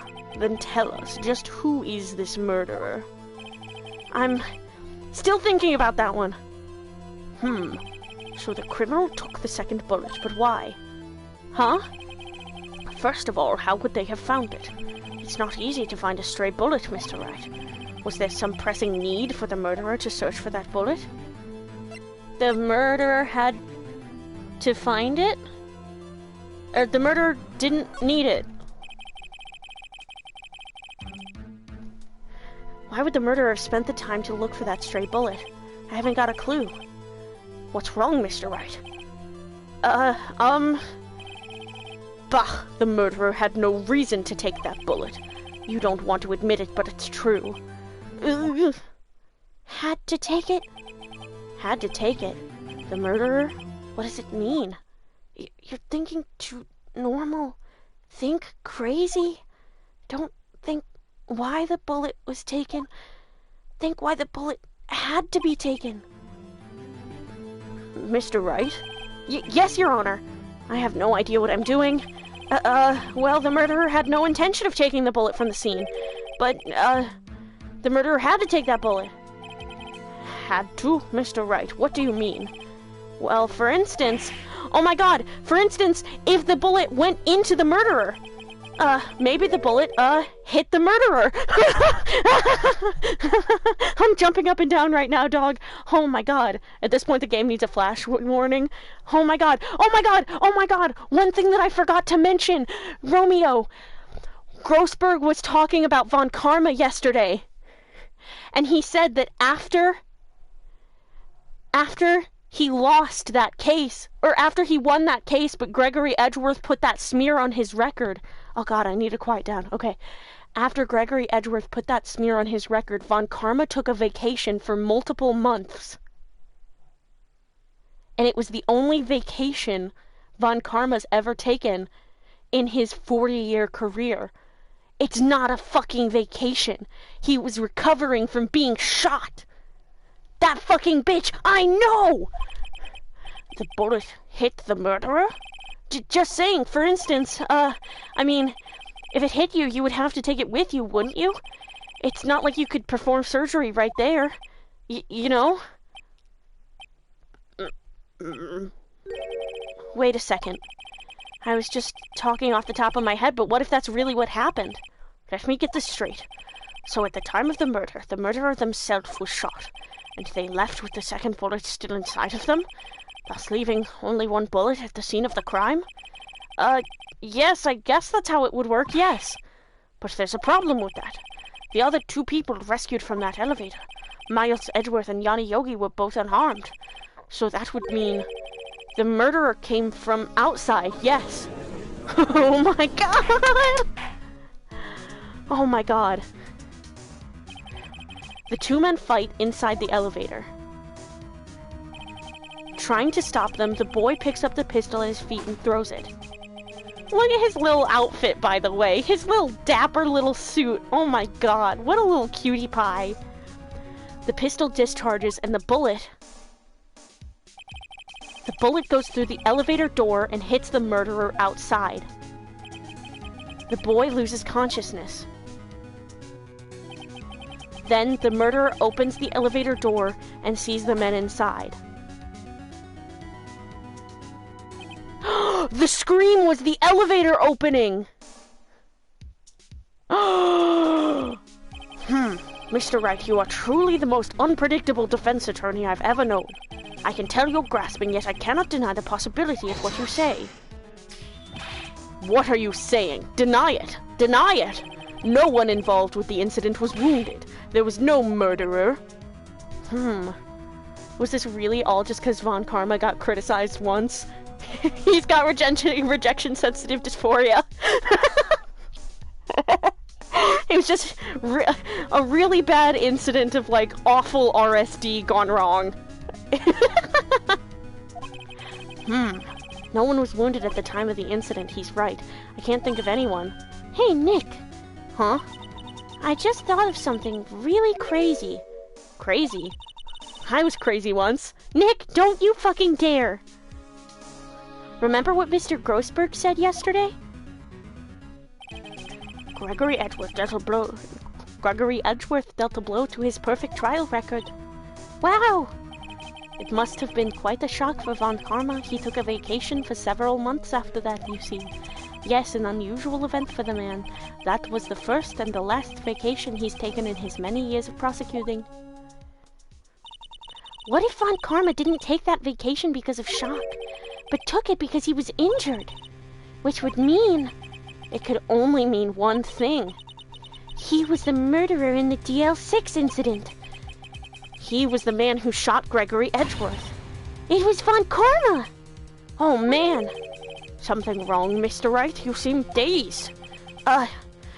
No, Your Honor. Well, you have indicated the possibility that the murderer came from outside. Can you give us the name of your suspect? Uh-oh. Should I come out and say it now? Yeah, fuck it. Say it now. Your Honor, there is a suspect. One lone suspect. Heinous shit to murder a man and then mentor his son to become a monster. Exactly! Are you seeing now how fucking crazy Von Karma is? One lone suspect. Well, this is certainly interesting news. Very well, Mr. Wright. Who is your suspect? My hands are shaking. Oh my god, he's literally so scared. Like, he's... oh my god. What? Von Karma! Von Karma? Look at that fucking smile! No better way to keep your enemies under control, I guess. You mean V. Von Karma, the prosecutor, the one standing right over there? Bah! You don't object? I see no need. Why honor this ridiculous outburst with my objection? Because you took a vacation for several months starting the day after the incident, yet you pride yourself on a perfect record. Why would you take such a long vacation without any reason? So you're claiming that I took a vacation to heal my injury from the incident? Fascinating. Prove it. I would have needed surgery, no. Where did I go under the knife at, Mr. Wright? Bring the doctor that operated on me. Have him testify. Nick! Let's find out who his doctor is. It's no use. Edgeworth? I know Von Karma, perhaps too well. He's perfect. He wouldn't leave clues. He probably didn't undergo surgery. That would leave a doctor as a witness. Grr. Nobody's that perfect. So what, Nick? Oh yeah, take off your shirt to prove you don't have a wound. The judge is like, Mr. Von Karma, you could, you could take off your shirt, sir. And Von Karma's like, you would like that, wouldn't you? And the judge, like, dabs at the sweat on his forehead. So what, Nick? Did Von Karma pull the bullet out by himself? That's insane! No, he couldn't have. You can't just pull bullets out of yourself. Wait. What does that mean? Why is there so much yaoi in this court, bro? That bullet has to be somewhere, but where? Tisk, tisk, tisk. Well, Mr. Wright, can you produce evidence to prove that I was shot? Show evidence, bitch! Alright, Von Karma, I'll prove it. And I'll even use evidence. I know how you like it so much. Why is that vaguely kind of flirty? What? The evidence that proves Von Karma was shot is... I have a fucking metal detector. Von Karma is perfect. He wouldn't risk surgery, leaving an evidence trail. So then I ask, where is that bullet now? I think it unlikely that Von Karma performed surgery on himself. You don't mean... I do. There is the possibility that the bullet is still inside Von Karma. Oh, man. You know it's a good fucking game when you got the chat key smashing, dog. Is that even possible? For all these years? Well, there's one way to find out. We could use this metal detector.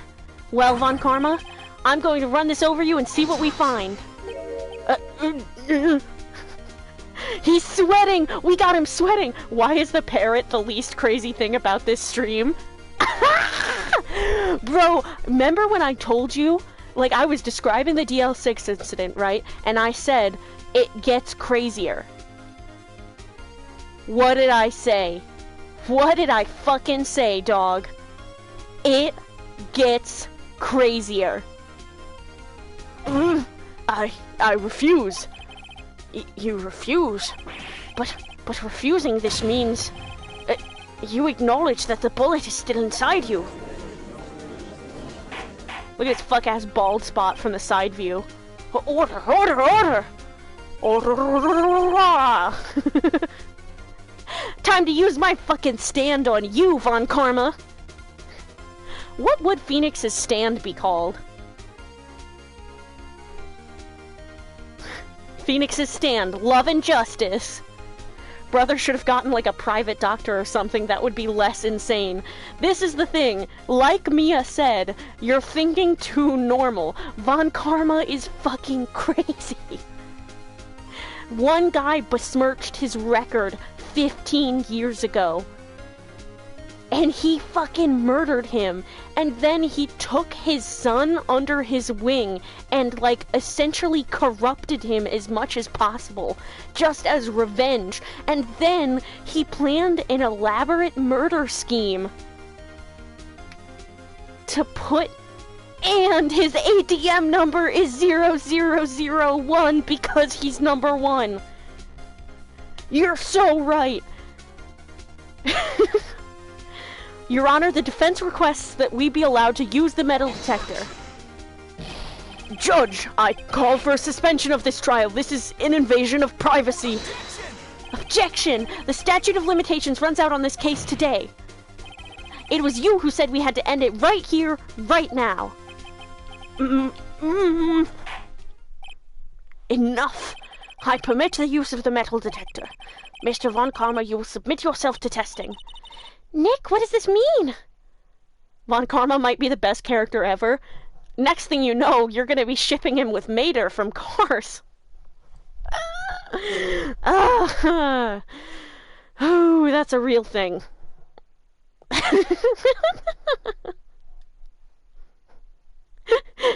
Hey!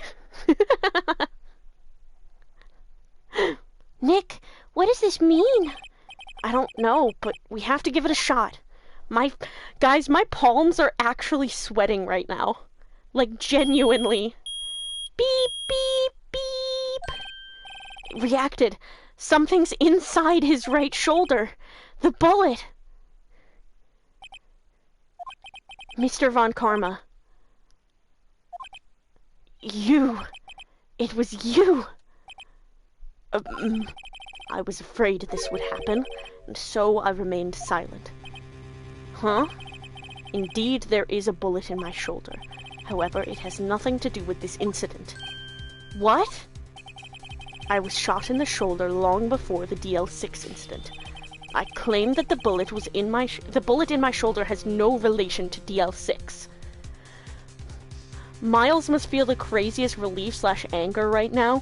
The emotional experience of being Miles Edgeworth in this moment could not be described if you had infinite time, infinite money, and infinite paper. Like, if you had every word ever invented in any language, you would still fall short of describing the fucking emotions that he must be feeling in this moment. I claim that the bullet in my shoulder has no relation to DL6. But, Mr. Von Karma, can you prove that? Prove? No, I have no obligation to prove anything. It is Mr. Wright who must prove something here, not I. Mr. Wright? Well, can you prove it? Can you prove that the bullet in Von Karma's shoulder was from DL6? Of course he can't. Dude, you can't just say that then wag your finger like that. For real! You don't have any of the DL6 evidence. That's because you took it out of the records room yesterday. With no proof, you cannot convict me of any crime. So sorry, Mr. Wright. No, I'm the one who's sorry, Mr. Von Karma. What? You were close, 1 day away from freedom, but you see, I have proof. What? Who would have thought you would dig your own grave trying to convict Edgeworth? I could link that bullet in your shoulder to the DL6 incident. And here's my final proof. The bullet, taken from Gregory Edgeworth's heart. That's a bullet? Where did you get that? This is the bullet used in the DL6 incident. This was taken from the heart of the victim, Mr. Gregory Edgeworth. The bullet is preserved quite nicely with all the ballistic markings intact. Ballistic markings. You may recall the term. It came up in the first trial 2 days ago. Ballistic markings are the fingerprints of a weapon. All bullets fired from a gun are marked with that weapon's unique pattern. By examining the markings, you can tell which weapon fired the bullet. It's quite accurate. We have 2 bullets in our possession. One, the bullet removed from Gregory Edgeworth's heart. The other, Mr. Von Karma, is the bullet buried in your shoulder. We could analyze both bullets. Then, if the markings matched, we would know that both bullets had been fired from the same gun. The very same pistol, in other words, the murder weapon that killed Gregory Edgeworth.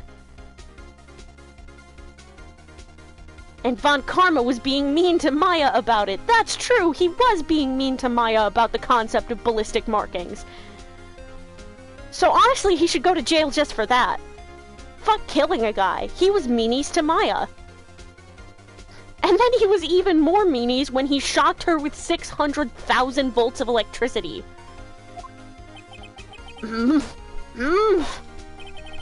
Mr. Von Karma, you will let us remove the bullet from your shoulder. Then we'll compare the ballistic markings to those on this bullet. And solve this case once and for all. Well, Mr. Von Karma?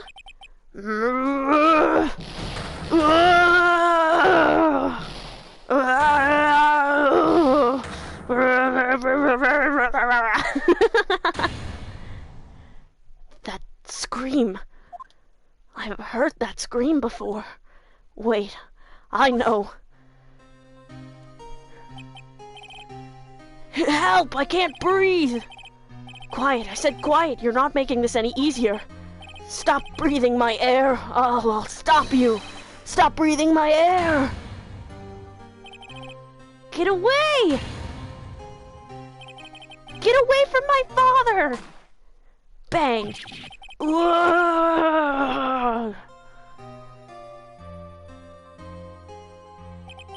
It's that scream I heard in the elevator 15 years ago. Von Karma, it was you who screamed. Mr. Von Karma. Edgeworth, only you would dare defy me. So it was you. You and your father are my curse. Your father shamed me with a penalty on my record, and you left a scar on my shoulder that would never fade. I'll bury you with my bare hands. Death! The screen shaking like an earthquake. Oh my god. Romeo, you're so fucking smart. The cinema. 15 years earlier. Chief Prosecutor, I am sorry. Von Karma, it's not like you to make this kind of error. I never would have thought that Edgeworth would be the one to catch you. I was careless. I'm sorry, but you will have to be penalized. I've covered for you in the past, but not this time. Ugh. Edgeworth! Edgeworth being terrified of anything angry because of it. Oh. It was a shock like none I had ever known. Me? Penalized? It took hours for me to regain my composure. Suddenly I found myself in the darkness. I was in the court records room. I must have wandered in there without thinking where I was going. The room was pitch black. The lights must have gone out. I went out into the hall and felt my way to the elevator. I pressed the button, but nothing happened. Then there was a noise. I was in pain, a horrible burning pain in my shoulder. Just then the lights came back on. The elevator door opened before my eyes. I saw 3 people inside, all lying unconscious from oxygen deprivation. Much to my surprise, a pistol lay at my feet. I knew then it was destiny.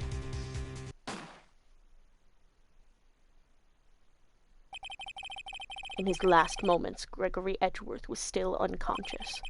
He died, never knowing who had shot him. Later, he spoke through a medium, blaming Mr. Yogi. He was fooled. It was the perfect crime.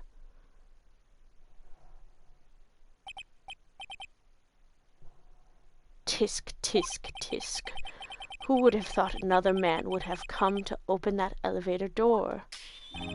Judge. What? What are you doing? Do your job. Bring an end to this miserable charade. Now, end it. Very well.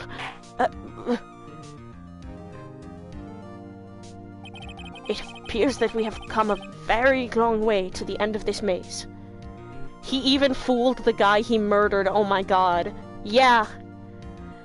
Holy shit. 15 years later. Mr. Miles Edgeworth? Yes, Your Honor. You were innocent. You are innocent. Why does that kind of make me want to cry? Oh my god. As you said, it was all a nightmare. Yes, Your Honor. It was just a nightmare the whole time. He's been suffering every night for 15 years, and it was the whole time just a nightmare. This court finds the defendant, Mr. Miles Edgeworth, not guilty. And Gumshoe is throwing the fucking confetti like crazy. Oh.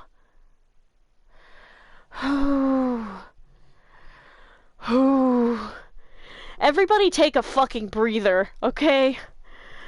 I'm taking a drink of water. That is all. Court adjourned.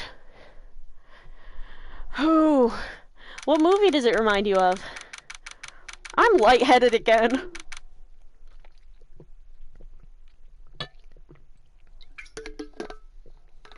It does! Oh my god! You are a good nurse. Oh. Oh. Do you think that Knives Out... Do you think that, what's the director's name again? Fuck, I can't remember. Do you think he was very much inspired by Ace Attorney? I'd like to think so. I feel like I need to just, like, lean on something for a minute. Just, Edgeworth, like, leaning on the desk sprite. Okay, December 28th, 5:38 p.m. Man, they were at this shit for fucking over 9 hours. No, wait, over 7 hours. I can't do math.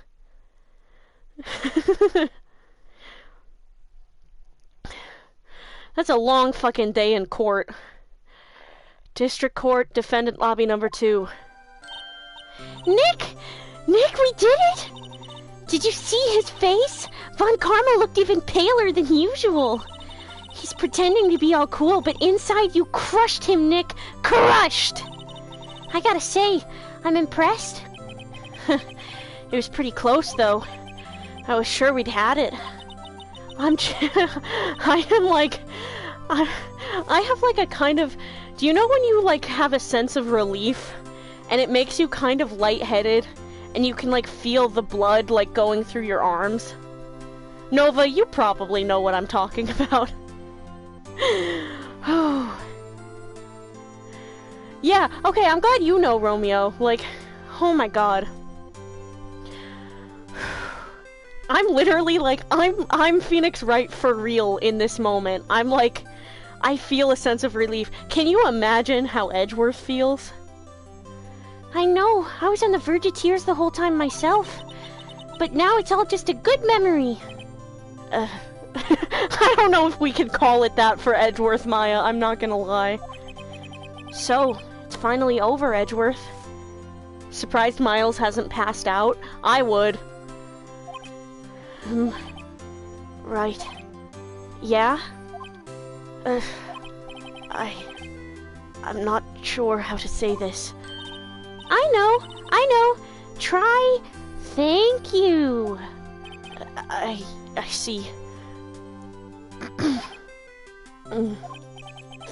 Thank you, right. You're welcome. I think you could have done better than that. Sorry, I'm not good at this sort of thing.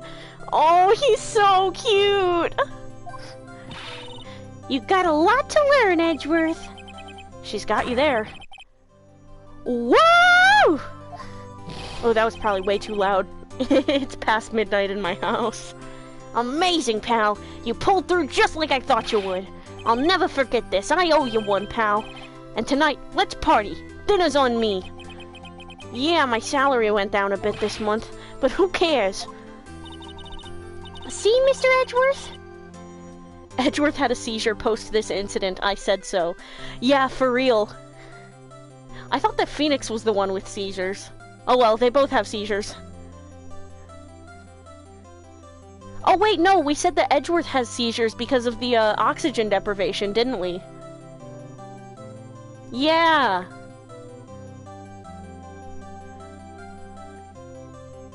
Both of them have fucking brain damage. Yeah, headcanoning right now, Edgeworth, the second that Edgeworth sat down and relaxed, and like the adrenaline wore off, he had a long seizure. And like, Phoenix cradles his head in his lap. And Gumshoe, like, worries himself so bad. See, Mr. Edgeworth, you should take a lesson from Detective Gumshoe. That's how you say thank you. I see. Whoop! I feel foolish. Don't worry. Take it a little at a time. You'll get used to it. He's so cute. Oh my god. He genuinely, it's not just emotional repression. He's autistic. He genuinely doesn't know how to say thank you. He, like, doesn't know how to express it properly. It's, like, not in his scripts. It's been 15 years since I've seen Edgeworth this unguarded. Hey, y'all! Lotta! Y'all were great in there. Thank you. Yo, Edgeworth, congrats!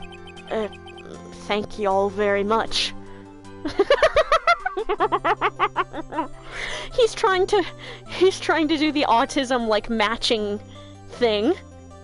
Why did he say y'all? Because he's trying to, like, do the autistic accent matching thing. What's it? Is that a part of echolalia? He's echoing! Yeah, for real! I knew you were innocent from the start, of course. Just look at you. You wouldn't stick your hand in the cookie jar even if no one was there. You were the witness on the first day of the trial, weren't you? Yeah, well, let bygones be bygones, eh? Speaking of which, what are you doing now, Lotta? Who, me? Aw, I went back to college. I gave up trying to be an investigative photographer pretty quick. Really? That's too bad. Huh? Huh? Isn't that the hot dog guy from the park? Huh? It's over, Nick! My life is over! But why the sad face, Larry? What happened now? Oh, Nick, I'm not long for this world. You don't look sick. It's Fiancé. She's going to live in Paris. Paris, Nick! She's leaving me behind. Should have seen that coming. Yo, Edgy, there you are! That was a quick switch up. Yes, here I am. Congrats, Edgy! Here, a little gift from me in celebration. Celebration? That's unusual for you. Harry Butt, you come along tonight too. My treat, pal. Huh? Thanks. Looking forward to it. Yo, Nick. That's the suit that questioned me. When he says treat, that's not police talk for prison food, right? Right? His girlfriends keep leaving him for France. Yeah, poor fucking Larry. I think you'll be fine, Larry. Right. Edgeworth. Yeah? What's up? That envelope that Larry gave me. It's got money in it. Well, yeah, that's not that strange. People give money away to celebrate sometimes. It's $38, right? Huh, what a weird amount. I mean, it's not a little, but it's not a lot either. 38 exactly? Nick! Wasn't that exactly the amount of lunch money that was stolen from Mr. Edgeworth in school? $38.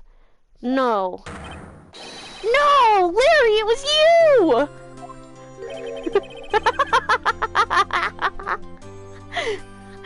Larry stole the fucking lunch money. What are you so surprised about, right? Huh? Larry was absent that day from school, right? But that doesn't automatically rule him out as a suspect. What? Think back to that day 15 years ago. Larry took the day off, but he was bored, so he came into school anyway. Then he saw the money lying there, and the rest is history. I never was good at history. Edgeworth. You didn't know, did you? I suspected. I just couldn't picture Larry protecting you like he did that day. Everyone else was saying you did it. The whole class was against you, remember? Yeah, too well. Right, you may not know this, but we used to have a saying back in school. When something smells, it's usually the butts. I know! Really, right, I'm surprised you didn't figure it out. Oh, this is so fucking cute. I'm smiling so hard. Me too, Romeo. Well, this sure is an unexpected turn of events, huh? Edgeworth. You should have told me! Now, Nick, it was 15 years ago. Don't you think the statute of limitations has run out, Mr. Edgeworth? I'd say so, yes. There you have it. Where does that leave me? I became a defense attorney because of what you two did. Why are they all so moe? So true, so true. Well, you always have been something of an insufferable emotionalist. Yeah, and you get worked up too easily, too.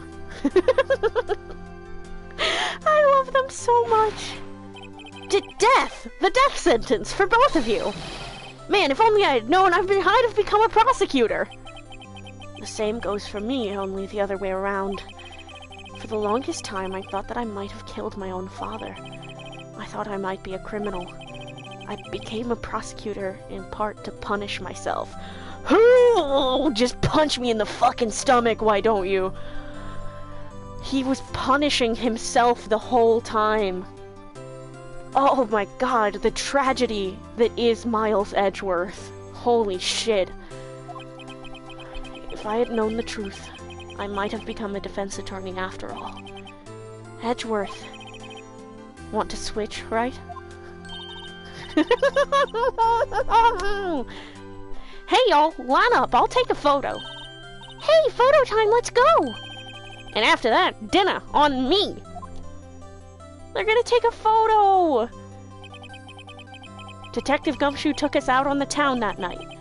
We celebrated Edgeworth's newfound freedom, even though Edgeworth himself was still in detention. They didn't even fucking take Edgeworth with them? You can't wait one day? December 29th, 5:02 a.m., Wright & Co. Law Offices. Whoa, I went a little overboard yesterday. My head hurts. Huh? Still only 5 o'clock. Maybe I should go back to sleep. What's this? A letter? Good morning, Nick. You were really impressive yesterday. Seeing you, it made me think about what I'm doing here. I'm a spirit medium, in training, of course. I wanted to help Mr. Edgeworth, too. I wanted to help you, but I couldn't. I was useless. So I've decided to go back to my training. I'll become a full-fledged spirit medium for starters. I couldn't say it to your face, so I left this letter. Goodbye, Nick. Oh, Maya, no! Goodbye? What time is it? Gah! The first trains for the mountain have already left. To the station.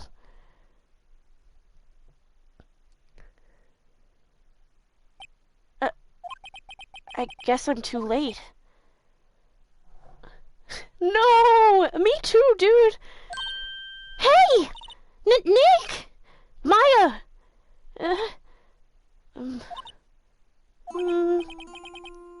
So, you're leaving?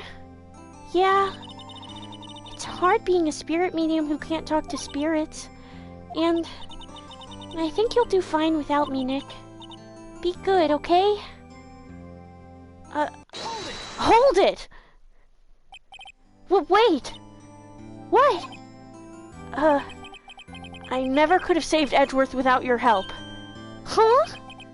On the last day of the trial, I heard her. I heard Mia's voice. You heard my sister? Yes, only her voice, but still. It was at the very end when I thought we'd lost everything. Well, that's my sister for you. Detective Gumshoe helped, and Mr. Grossberg, and even Larry. I'm the only one who couldn't help. I was useless, Nick. But you were the one who stopped Von Karma, Maya. Huh? I didn't do anything. All I did was wander around in a daze. Sorry, but I have evidence that you helped. Evidence? Show Maya some evidence to cheer her up. I'm not gonna do the defense attorney's badge this time. It'll be too goddamn sad.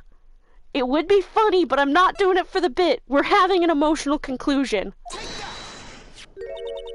A bullet? Von Karma was convinced he had taken all the evidence pertaining to DL6, but you were the one who rescued the last piece of evidence we needed. This was the bullet that put an end to Von Karma, and you were the one who gave it to me. Nick! Thanks, Maya. I couldn't have done it without you. I'll be back soon. Huh? I'm going to complete my training and come back. Okay. I'll be waiting. Of course you will. You can't run that office by yourself. You're hopeless. I don't know about that. So, this is it. See? Oh, wait. The fuck? I almost stole your line. Don't steal my line. I'm the one who takes stuff when it's free. I mean, your line was just sitting there. Now you're starting to get it. See you soon, Maya. Oh, she's crying. Thanks, Nick. Oh, she's so beautiful. Maya. And so my story ends. Time to turn a new page and say goodbye to the novice defense attorney that I once was. Now a new story begins, with the same old crazy cast of characters. Ha! Don't think you've graduated yet, amateur. Mr. Wright, perhaps you'd like to rethink that claim. Yes, Your Honor. Uh-oh, I got a bad feeling about this.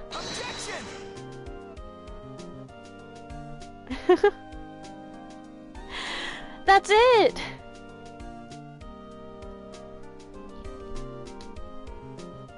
Oh. Hey, pal. Edgeworth came... Fuck! Talk about a pleasant surprise. Whoop, Detective Gumshoe. Then he hung his head low and went right back outside. Kinda like he was embarrassed or something. Strange, huh? Fuck, I'm gonna miss stuff if I don't look at the screen. God, this game is so good. I'm so happy to have played this with you guys. Huh? Nick? Nah, I haven't seen him lately. Who, me? I've been working at a cheese shop. That Missy's a nice lady, but she's not exactly what you'd call a cheap date. Huh? Oh, she's in Hawaii right now, yeah. Oh, buddy. Larry. Not another model. Graphics, Tatsuru Iwamoto. Yeah, who? Right. Yeah, I remember him. I hear he's been busy lately. You know, not to ring my own bell, but I sort of taught him everything he knows. I'm sure he's grateful. Next, he's gonna say his girlfriend's in Canada. Noriyuki Otani. I love this so much. Phoenix Wright. The defense attorney for whom I wrote that affidavit for, yes. Oh, you should know I've taken over management of the Gatewater Hotel recently. Should you be in the area, please stop by.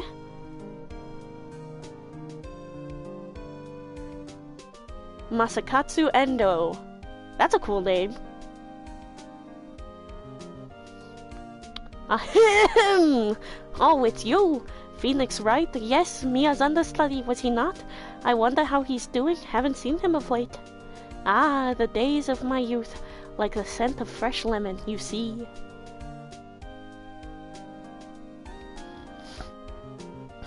Masakazu Sugimori. Also a cool name. Music by that person. Oh, that's so cool. Phoenix Wright? Is he an actor? Well, I'm not buying it. You can't be a star with a name like Phoenix. Did you know that they're finally putting some of Hammond's DVD on box sets now that I know what a DVD is or what everything these days? How am I supposed to keep anything straight anyway? Sound effects, Atsushi Mori. I wonder if they're related to the other person with the last name Mori. I'm pleased to announce that Pink Princess is a hit. I sure owe that Mr. Wright a great deal, Sneef. Oh, and I'm keeping my face out of the public eye till the show's over. I wouldn't want to ruin any kid's dreams, you know? This is such a good conclusion. I'm gonna cry. I've had so much fun. Hiroshi Nakaya and Ayumi Terada. Oh, I got a letter from Maya the other day. It sounds like she caught a cold standing under a waterfall. I wanted to visit, but I didn't have time, so I sent her some Pink Princess trading cards. She said she can't buy them where she is. What kind of place is she living at, anyway? Oh, Penny, you funky little lesbian. Shipping her and Maya, actually. Yumiko Uchida. This epilogue is so cute. Right? Who's that? You want to talk? Let's talk Pink Princess, alright? But, you know, I snuck into the studio the other day, and I saw her. The one inside the Pink Princess suit. Ugh, what a dog. It was kind of a shock for a boy of my tender age. I love you, Cody. Atsushi Inaba. Cool. God. I'm gonna cry. This has been so much fun. Yeah, I remember, right? That lawyer guy. Huh, me? I'm in training to become a paranormal photographer. You know that picture I took of everyone? Well, just behind them, there's a ghost. For real? Now that's talent. I'm gonna be famous. Gotta pay attention to behind them when we see the picture. Shinji Mikami, executive producer.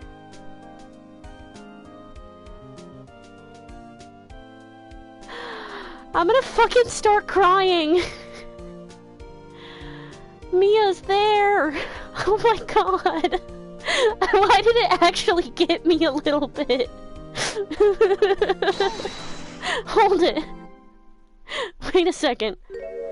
Episode 5? Fuck off. Fuck.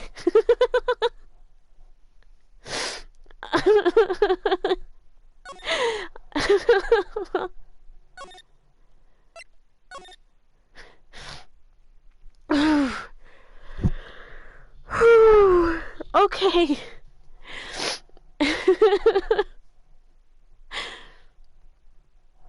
What did we think, guys? I wasn't expecting it to get me, dude. Woo! Absolute video game. True for true, King. I guess I've still got more to play in this one. Episode 5. But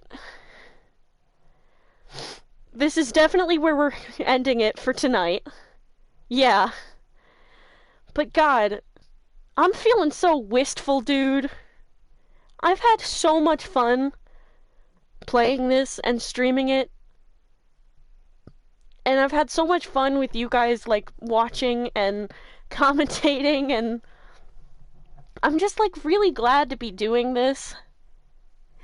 Like, not to, like, fucking make a whole thing out of it, you know, but I was in a really dark place for a really long time, and, like, you know, my partner's a big reason why I'm out of that dark place now, but, like, a lot of it has been me having to do shit, and, like, my partner helping me, and, like, getting support from people, yeah, but, like, you know, I've really pulled myself out of some deep shit, and, I just feel like,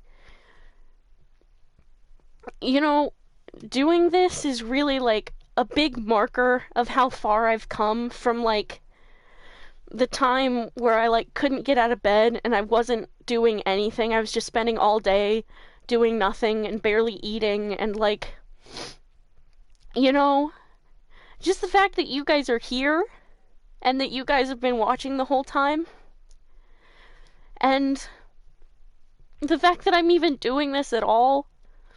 I've made so much progress. Yeah, thank you.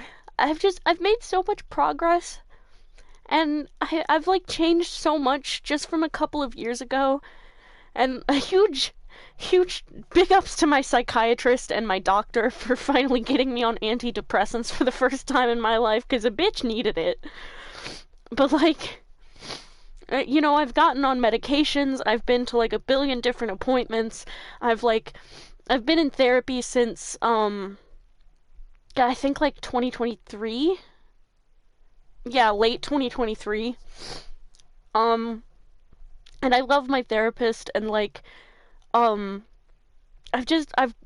gone through so much growth, and, like, a big part of it was a conversation that I had with my partner, where, for a while there, pretty much my only goal was getting over to Scotland to be with them. And then I got over there and I spent 5 months there, and it still didn't, you know, fix everything. God, it was nice, but it didn't fix everything. And we had a conversation at one point where they kind of sat me down and they talked to me, and they were like, the thing is, you need to have a goal outside of me. You need to have and come up with, like, goals and aspirations that don't have anything to do with me. Because, like, the truth of the matter is, as much as I love you, I can't fix you. I can help you and I can support you as much as possible, but I can't be the one to fix you. I'm not the solution to all of your problems. And it was a very sobering conversation, and I realized that they were absolutely right. And that I needed to have a goal and some kind of dream outside of just being with them. And so I tried to think back to the last thing I can remember ever wanting to do or be before the depression got really bad, around when I was like 13 or 14. And, like, the last dream I can remember having before I, like, crushed my own dreams because I was so depressed, I was like, there's no point in even thinking about any of this because it's never going to happen. I couldn't picture myself, like, living past 18. Not because I was going to, end it myself. It was mostly ideation. But, like, I just couldn't picture my life past 18. So past 18, I was really listless for a long time. And so I sat down with my therapist and I was like, I think I need to uncrush this dream for myself. Because this is the last thing I can remember ever wanting to do with my life. I wanted to be a Minecraft YouTuber, actually. But I've kind of, moved on from that in particular because of, being in the fucking trenches in 2020 and 2021. But, I was like, I need to uncrush this dream for myself. And so I was like, you know what? Nothing is stopping me from streaming. And so I started doing this, and I was like, well, I can try and make a YouTube video. And so I edited that first video, and it felt really good. Like, it was hard, and it was tedious and annoying, but it was really rewarding too. And I think I just feel this sense of, like,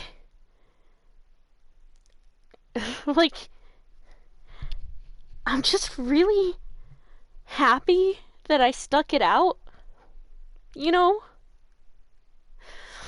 That whole thing, it's like, never kill yourself. Never kill yourself, dude. Because shit's not perfect, and I'm still dealing with a lot, but, like, I don't want to die anymore. And that's really big. That's a big fucking deal. And I'm just so happy that I'm doing this and trying it. And, like, taking these chances. Because, like, maybe I don't blow up and become, like, some gigantic YouTuber, but maybe I do. Or maybe I just have this time where I stream with my friends. And they get to watch, and we make jokes, and we have a lot of fun playing silly fucking Ace Attorney games, It's just, whichever way it goes, except my therapist did tell me I'm not supposed to say if I get, like, popular and get an audience. I'm supposed to say when. I'm supposed to act like it's an inevitability. So, I will get an audience. I will grow my channel. I will grow my Twitch stream. I'm going to find success in this. But, like, even if I never did, this is really nice. And I'm really happy to be here. And I'm really happy that you guys are here. And I'm really happy to be playing this stupid, silly little game. I am really glad to be cross-examining parrots with you guys. Whew. Just wait till we get to Apollo Justice. I made you cry? Oh shit. I'd say sorry, Romeo, but I'm not sorry. I'm really glad that you're my friend, dude.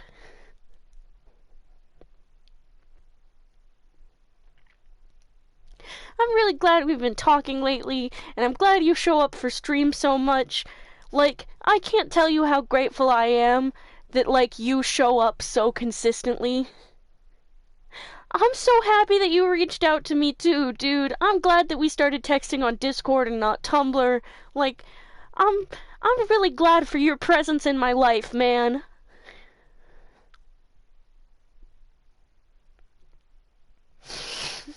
Oh, fuck, dude. I'm just in a pretty good place compared to where I used to be, and I'm really glad about it. Oh, fuck. Oh, dude.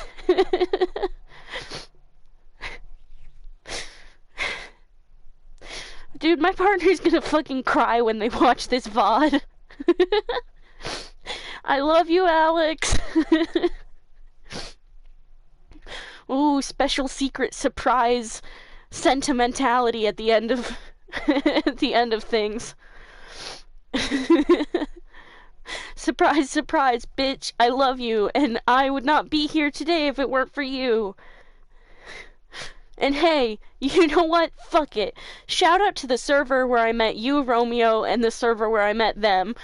Because I wouldn't have either of you in my life if it weren't for that god-awful fucking hell place.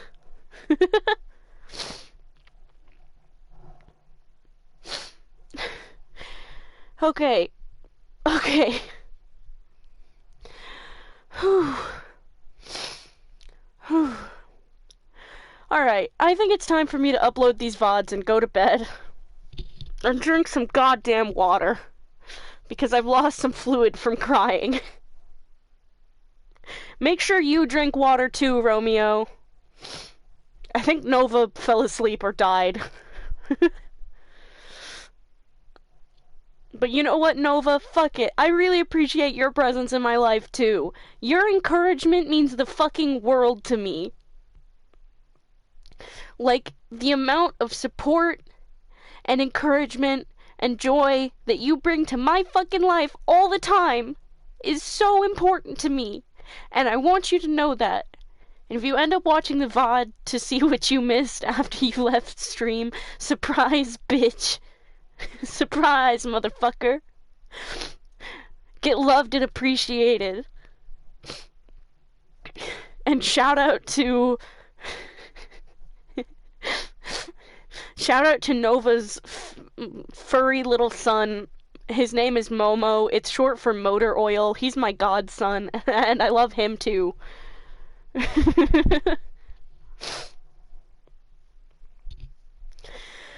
Okay. Yeah! He's all black. It was their partner's idea.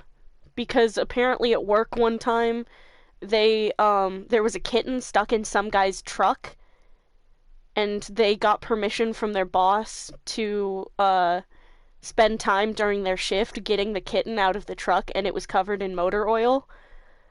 And so they were like, eventually I want to get a black cat and name it Motor Oil. So then when Nova got a cat, their partner was like, this is Motor Oil.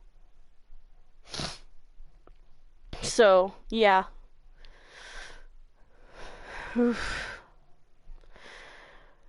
Thank you for coming to stream, Romeo. I fucking can't tell you how much I appreciate you, as always.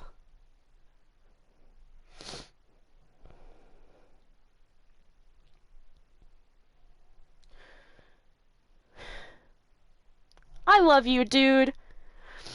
And I don't always love being alive, but I think I love it right now. So, fuck yeah. Okay. It's time for bedtime.